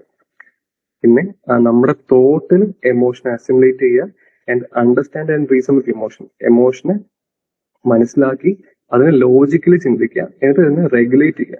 ഇതൊക്കെയാണ് എമോഷണൽ ഇന്റലിജൻസിന്റെ പാർട്ട് എന്ന് പറയുന്നത്. Okay, so although Mayer and Salovey were responsible for introducing the term EI to the world of psychology, it was Goldman 1995's best-selling book Emotional Intelligence: Why It Can Matter More Than IQ, which made this term more common. So മേയറും സാലവയും ആണ് ഈ ഒരു EI എന്ന് പറയുന്നത് അല്ലെങ്കിൽ EQ എന്ന് പറയുന്ന കാര്യം കൊണ്ടുവന്നതെങ്കിലും ഏറ്റവും കൂടുതൽ ഫേമസ് ആവുന്നത് ഗോൾമന്റെ തിയറി ഓഫ് ഇമോഷൻസിനകത്ത് ഗോൾമന്റെ 7 എമോഷൻസ് നമ്മൾ പഠിച്ചിട്ടുണ്ടായിരുന്നു അല്ലെ. ആ സെയിം ഗോൾമൻ തന്നെയാണ്. ആ ഗോൾമന്റെ ബുക്കുണ്ട് emotional intelligence and why it can matter more than IQ, എന്തുകൊണ്ട് IQ-നെക്കാളും മോർ ദൻ ഇമ്പോർട്ടന്റ് EQ ആണ് എന്ന് പറയുന്ന ബുക്കാണ് ഇമോഷണൽ ഇന്റലിജൻസ്. വളരെ നല്ല ബുക്കാണ്, നമ്മളെല്ലാവരും ഒരിക്കലെങ്കിലും വായിക്കേണ്ട ഒരു ബുക്കാണ് എമോഷണൽ ഇന്റലിജൻസ്. ലൈഫിനെ കുറച്ചും കൂടെ ബെറ്റർ ആയിട്ട് ജീവിക്കാൻ ഹെൽപ്പ് ചെയ്യുന്ന, ഇപ്പോ നിൽക്കുന്ന നമ്മളിൽ നിന്നും ഒരുപടി മുകളിലേക്ക് നമ്മളെ ബെറ്റർ ആക്കുന്ന ഒരു അപ്ഡേറ്റ് ചെയ്യുന്ന ഒരു ബുക്ക് തന്നെയാണ് എമോഷണൽ ഇന്റലിജൻസ്. വായിക്കാൻ പറ്റുമെങ്കിൽ വായിക്കുക, വളരെ ബുക്കാണ്. സോ ഈ ഒരു ബുക്ക് പരീക്ഷയ്ക്ക് ചോദിക്കാൻ ചാൻസ് ഉണ്ട്. എമോഷണൽ ഇന്റലിജൻസ് എന്ന ബുക്ക് എഴുതിയത് ആരാണ്? അപ്പൊ ഗോൾമന്റെ ബുക്കാണ്. ഓക്കെ, ഗോൾമന്റെ ബുക്കാണ് emotional intelligence. Okay, so next is social intelligence. So Thorndike was the first psychologist to use this term to describe the skill of understanding and managing other people wisely. ബാക്കിയുള്ള ആൾക്കാരെ understand ചെയ്ത് manage ചെയ്യുക. ഇപ്പോൾ നമുക്ക് മറ്റുള്ള ആൾക്കാരുടെ ഇമോഷൻസിനെ understand ചെയ്യാനും manage ചെയ്യാനുള്ള കഴിവുണ്ടെങ്കിൽ നമുക്ക് പറയാം സോഷ്യൽ ഇന്റലിജൻസ് കൂടുതലാണ് എന്ന് പറയാം. So Goldman has defined SI as being intelligent, not just about our relationship but also in them. അപ്പൊ നമ്മുടെ റിലേഷൻഷിപ്പ് ആയിട്ട് മാത്രമല്ല, എനിക്ക് ഞാനുമായിട്ടുള്ള റിലേഷൻഷിപ്പ് മാത്രമല്ല, പക്ഷെ മറ്റുള്ളവരിലും നമുക്കൊരു ചേഞ്ചസ് കൊണ്ടുവരാൻ സാധിക്കുന്നുണ്ടെങ്കിൽ അതിന് സോഷ്യൽ ഇന്റലിജൻസ് എന്ന് പറയാം. Okay, so according to Mayer and Salovey, emotional intelligence is a part of social intelligence. So മേയറും സാലവേ നമ്മൾ ഓൾറെഡി പഠിച്ചു, എമോഷണൽ ഇന്റലിജൻസിന്റെ കാര്യം പറഞ്ഞ ആൾക്കാരാണ്.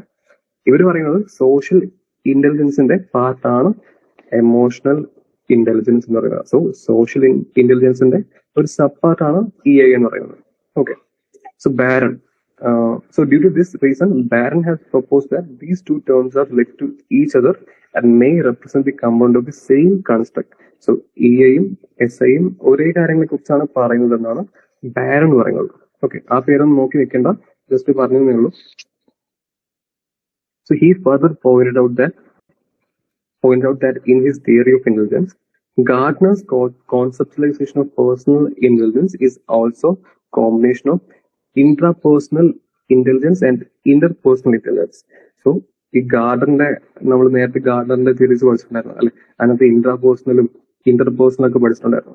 ആ സെയിം കാര്യം തന്നെയാണ് ഇവിടെ എന്നാണ് ബാരൺ പറയുന്നത്. ഓക്കെ, സോ ആ സെയിം കാര്യങ്ങൾ തന്നെയാണ് ഇവിടെയും ഉദ്ദേശിക്കുന്നത്.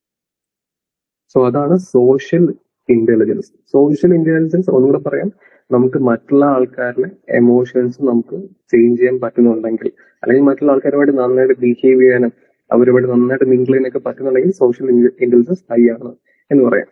Okay, so based on above assertion he pointed out that it would be more accurate to club these two terms. അപ്പോൾ SIയും EAയും ഒറ്റൊരു കാര്യമാണ് എന്നാണ് പറയുന്നത്. സോ അങ്ങനെ ESI ആക്കി മാറ്റി. ESI emotional social intelligence. Okay, emotional social intelligence എന്നൊരു ഒറ്റ വേർഡാക്കി മാറ്റി. So according to Baron model, Baron model അല്ല ബാരൺ മോഡലാണ്, മിസ്റ്റേക്ക് ആണ്. Okay, so according to Baron model, emotional social intelligence is a cross section of interrelated emotional and social competencies, skills and facilitators that determine how effectively we understand and express ourselves, understand others and relate with them and cope with daily demands. So ബാരന്റെ model അനുസരിച്ച് so emotional social intelligence എന്ന് പറയുന്നത് ഒരു cross section of കുറെ emotional social competencies ഒരുമിച്ച് വരുമ്പോഴാണ് emotional ഇങ്ങനെ and social ഇങ്ങനെ. സോ ഇത് ഒരുമിച്ച് വരുമ്പോഴുള്ള എബിലിറ്റിനെയാണ് ബാരൺ ESI എന്ന് പറയുന്നത്. ഓക്കെ, സോ അത് എങ്ങനെയാണ്, എന്തിനാണ് ഹെൽപ്പ് ചെയ്യുന്നത്? നമ്മളെ കുറച്ചും കൂടെ നന്നായിട്ട് എക്സ്പ്രസ് ചെയ്യാനായിട്ട്, എന്റെ ഇമോഷൻസ് ബാക്കിയുള്ള ആൾക്കാരിൽ പറഞ്ഞ് മനസ്സിലാക്കിക്കാനുള്ള ആ ഒരു എബിലിറ്റി, അണ്ടർസ്റ്റാൻഡ് അതേഴ്സ്, മറ്റുള്ളവരെ മനസ്സിലാക്കാനുള്ള ability and relate with them, അവരുടെ കാര്യങ്ങൾ മനസ്സിലാക്കുക and cope with daily demands. അവരുടെ ലൈഫിൽ ഡെയിലി കുറെ ഡിമാൻഡ്സ് ഉണ്ടാവും അല്ലെ. ലൈഫ് എന്ന് പറയുമ്പോൾ തന്നെ കുറെ സ്ട്രെസ്സും ഇഷ്യൂസ് ഒക്കെ ഉണ്ടാവും. സോ ആ ഒരു സ്ട്രെസ്, ഇഷ്യൂസ്, പ്രോബ്ലംസിനെയൊക്കെ നമുക്ക് കോപ്പ് ചെയ്യാനുള്ള എബിലിറ്റി ഉണ്ടോ എന്നുള്ളതും കൂടെയാണ് ഇവിടെ എമോഷണൽ ആൻഡ് സോഷ്യൽ ഇന്റലിജൻസ് എന്ന് പറയുന്നത്. ഓക്കെ, സോ എമോഷണൽ ഇന്റലിജൻസ് എന്ന് പറയുന്നത് നമുക്ക് നമ്മുടെ ഇമോഷൻസിനെ മനസ്സിലാക്കാനുള്ള എബിലിറ്റി. ഒരു എക്സാമ്പിൾ പറയുകയാണെങ്കിൽ ഇപ്പോൾ ഏതെങ്കിലും സിറ്റുവേഷനിൽ നിൽക്കുകയാണ്. ഓക്കെ, ഏതെങ്കിലും സിറ്റുവേഷൻ നിൽക്കുമ്പോൾ പെട്ടെന്ന് ദേഷ്യം വരുന്നത്, അതിപ്പോ നമുക്ക് നമ്മുടെ പ്രൈം മിനിസ്റ്ററോ അല്ലെങ്കിൽ ചീഫ് മിനിസ്റ്ററോ ആരെ കാര്യങ്ങളെങ്കിലും എടുക്കാം. അപ്പൊ അവര് ഈ ഒരു പ്രോഗ്രാമിലൊക്കെ പോകുന്ന സമയത്ത് ക്വസ്റ്റ്യൻസ് ചോദിക്കും, അല്ലെ നമ്മുടെ മാധ്യമ പ്രവർത്തകർ ക്വസ്റ്റ്യൻ ചോദിക്കും. അപ്പോൾ ഇവർ ചോദിക്കുന്ന ക്വസ്റ്റ്യൻസ് അവരെ പ്രൊവോക്ക് ചെയ്യാനുള്ള ക്വസ്റ്റ്യൻസ് ആയിരിക്കും ചോദിക്കുന്നത്. സോ ആ ഒരു പ്രൊവോക്ക് ചെയ്യാനുള്ള ക്വസ്റ്റ്യൻസ് ആണെങ്കിൽ പോലും ഓക്കെ, എനിക്കിപ്പോ ദേഷ്യം വരുന്നുണ്ട്, ആ ഒരു ദേഷ്യത്തിന്റെ ഹോർമോൺസ് ഉണ്ടാവുന്നുണ്ട്, അതുകൊണ്ട് തന്നെ ഇപ്പൊ ദേഷ്യപ്പെടാൻ പാടില്ല, ഇപ്പൊ ദേഷ്യപ്പെട്ട് കഴിഞ്ഞാൽ അത് വലിയൊരു ഇഷ്യൂ ആയിട്ട് മാറുന്നു. ഇതൊക്കെ മനസ്സിലാക്കാനുള്ള എബിലിറ്റിയാണ് എമോഷണൽ ഇന്റലിജൻസ് എന്ന് പറയുന്നത്. സോ ഇപ്പോ IAS ഓഫീസേഴ്സോ IPS ഓഫീസേഴ്സോ ഒക്കെ വേണമെങ്കിൽ അവർക്ക് തല്ലാം, അല്ലെ ആൾക്കാർ തല്ലാം, പക്ഷെ എന്നാലും അവരത് കൺട്രോൾ ചെയ്ത് നിൽക്കുന്നത് ആ ഒരു എമോഷണൽ ഇന്റലിജൻസ് ഉള്ളത് കൊണ്ടാണ്. പോലീസുകാർ ഇപ്പൊ നിങ്ങൾ SA ആവുന്ന സമയത്തും പഠിച്ച് പാസ്സായി SA ആവുന്ന സമയത്തും കൈ കിട്ടുമ്പോൾ ദേഷ്യം വന്ന് നമ്മുടെ സ്വന്തം ദേഷ്യം മറ്റുള്ള ആൾക്കാരിൽ കാണിക്കാനുള്ളതല്ല. സോ അവിടെ എമോഷണൽ ഇന്റലിജൻസ് ഉണ്ടെങ്കിൽ മാത്രമേ നമുക്ക് മുന്നോട്ട് കൊണ്ടുപോകാൻ പറ്റുള്ളൂ ആ ഒരു ജോബും ലൈഫും. ഇപ്പൊ SI ജോബ് എന്ന് പറയുന്നത് വളരെ സ്ട്രെസ് ഉള്ള ജോബ് തന്നെയാണ്. സോ ആ ഒരു സ്ട്രെസ്സിനെ മാനേജ് ചെയ്യണം പറ്റില്ല. സ്ട്രെസ് എന്ന് പറയുന്നത് നമ്മുടെ മൾട്ടിപ്പിൾ എമോഷൻസിന്റെ കുറെ എമോഷൻസ് ഒരുമിച്ച് വന്ന് ചേരുമ്പോഴാണ് സ്ട്രെസ് ഉണ്ടാവുക, അല്ലെ സാഡ്നെസ് അല്ലെങ്കിൽ ഫിയർ, ഇതുപോലത്തെ എമോഷൻസ് ഒരുമിച്ച് വരുമ്പോഴാണ് സ്ട്രെസ് ഉണ്ടാവുന്നത്. സോ ഈ സ്ട്രെസ്സിനെ മാനേജ് ചെയ്യണമെങ്കിൽ എമോഷണൽ ഇന്റലിജൻസ് എന്താണ് മനസ്സിലാക്കണം, എങ്ങനെയാണ് ഇമോഷൻസ് നമ്മളിൽ ഉണ്ടാകുന്നത്. സോ നമ്മൾ സെൽഫ് റിഫ്ലക്ട് ചെയ്യണം. അല്ലെങ്കിൽ സെൽഫ് അവയർനെസ് വേണം. നമുക്ക് നമ്മളെ കുറിച്ചുള്ള അവയർനെസ്, ഏതൊക്കെ സിറ്റുവേഷൻ ആണ് എനിക്ക് ദേഷ്യം ഉണ്ടാക്കുന്നത്, എന്നെ ദേഷ്യപ്പെടുന്ന സിറ്റുവേഷൻ എന്തൊക്കെയാണ്, അതനുസരിച്ച് നമ്മൾ ബിഹേവ് ചെയ്യണം. സോ ദേഷ്യപ്പെടാൻ പാടില്ല എന്നല്ല, ആവശ്യമുള്ള സമയത്ത് ആവശ്യമുള്ള രീതിയിൽ ദേഷ്യപ്പെടണം, പക്ഷെ അതിനെല്ലാം കൺട്രോൾ വേണം. ഏതൊക്കെ ഇമോഷൻസ് ആണെങ്കിലും അതിന് കൺട്രോൾ വേണം. സോ അതാണ് എമോഷണൽ ഇന്റലിജൻസ് പറയുന്നത്. ഓക്കെ, സോ അതാണ് ഇമോഷണൽ ഇന്റലിജൻസ്. അത് കഴിഞ്ഞ് IQ, നമ്മൾ നോർമലി കേൾക്കുന്ന ആ ഒരു IQ തന്നെയാണ്.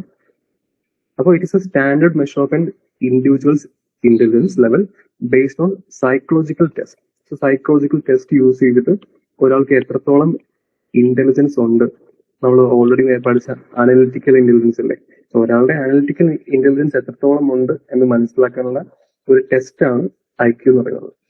So in the early years of intelligence testing, IQ was calculated by dividing the mental age by chronological age and multiplying by 100 to produce the ratio IQ. So IQ ന്റെ issue എന്ന് പറയുന്നത്, IQ ന്റെ equation എന്ന് പറയുന്നത് MA/CA into 100. MA എന്ന് പറയുന്നത് mental ഏജും CA എന്ന് പറയുന്നത് ക്രോണോളജിക്കൽ ഏജുമാണ്. ഓക്കെ, ഇപ്പൊ നമ്മൾ ടെസ്റ്റ് ചെയ്തു. ഇപ്പോൾ 27 വയസ്സുള്ള ഒരാൾ, ഓക്കെ, 27 വയസ്സുള്ള ആളുടെ ടെസ്റ്റ് ചെയ്തിട്ട് അയാളുടെ ക്രോണോളജിക്കൽ ഏജ് എന്ന് പറയുന്നത് ക്രോണോളജിക്കൽ ഏജ് 27 ആണ്.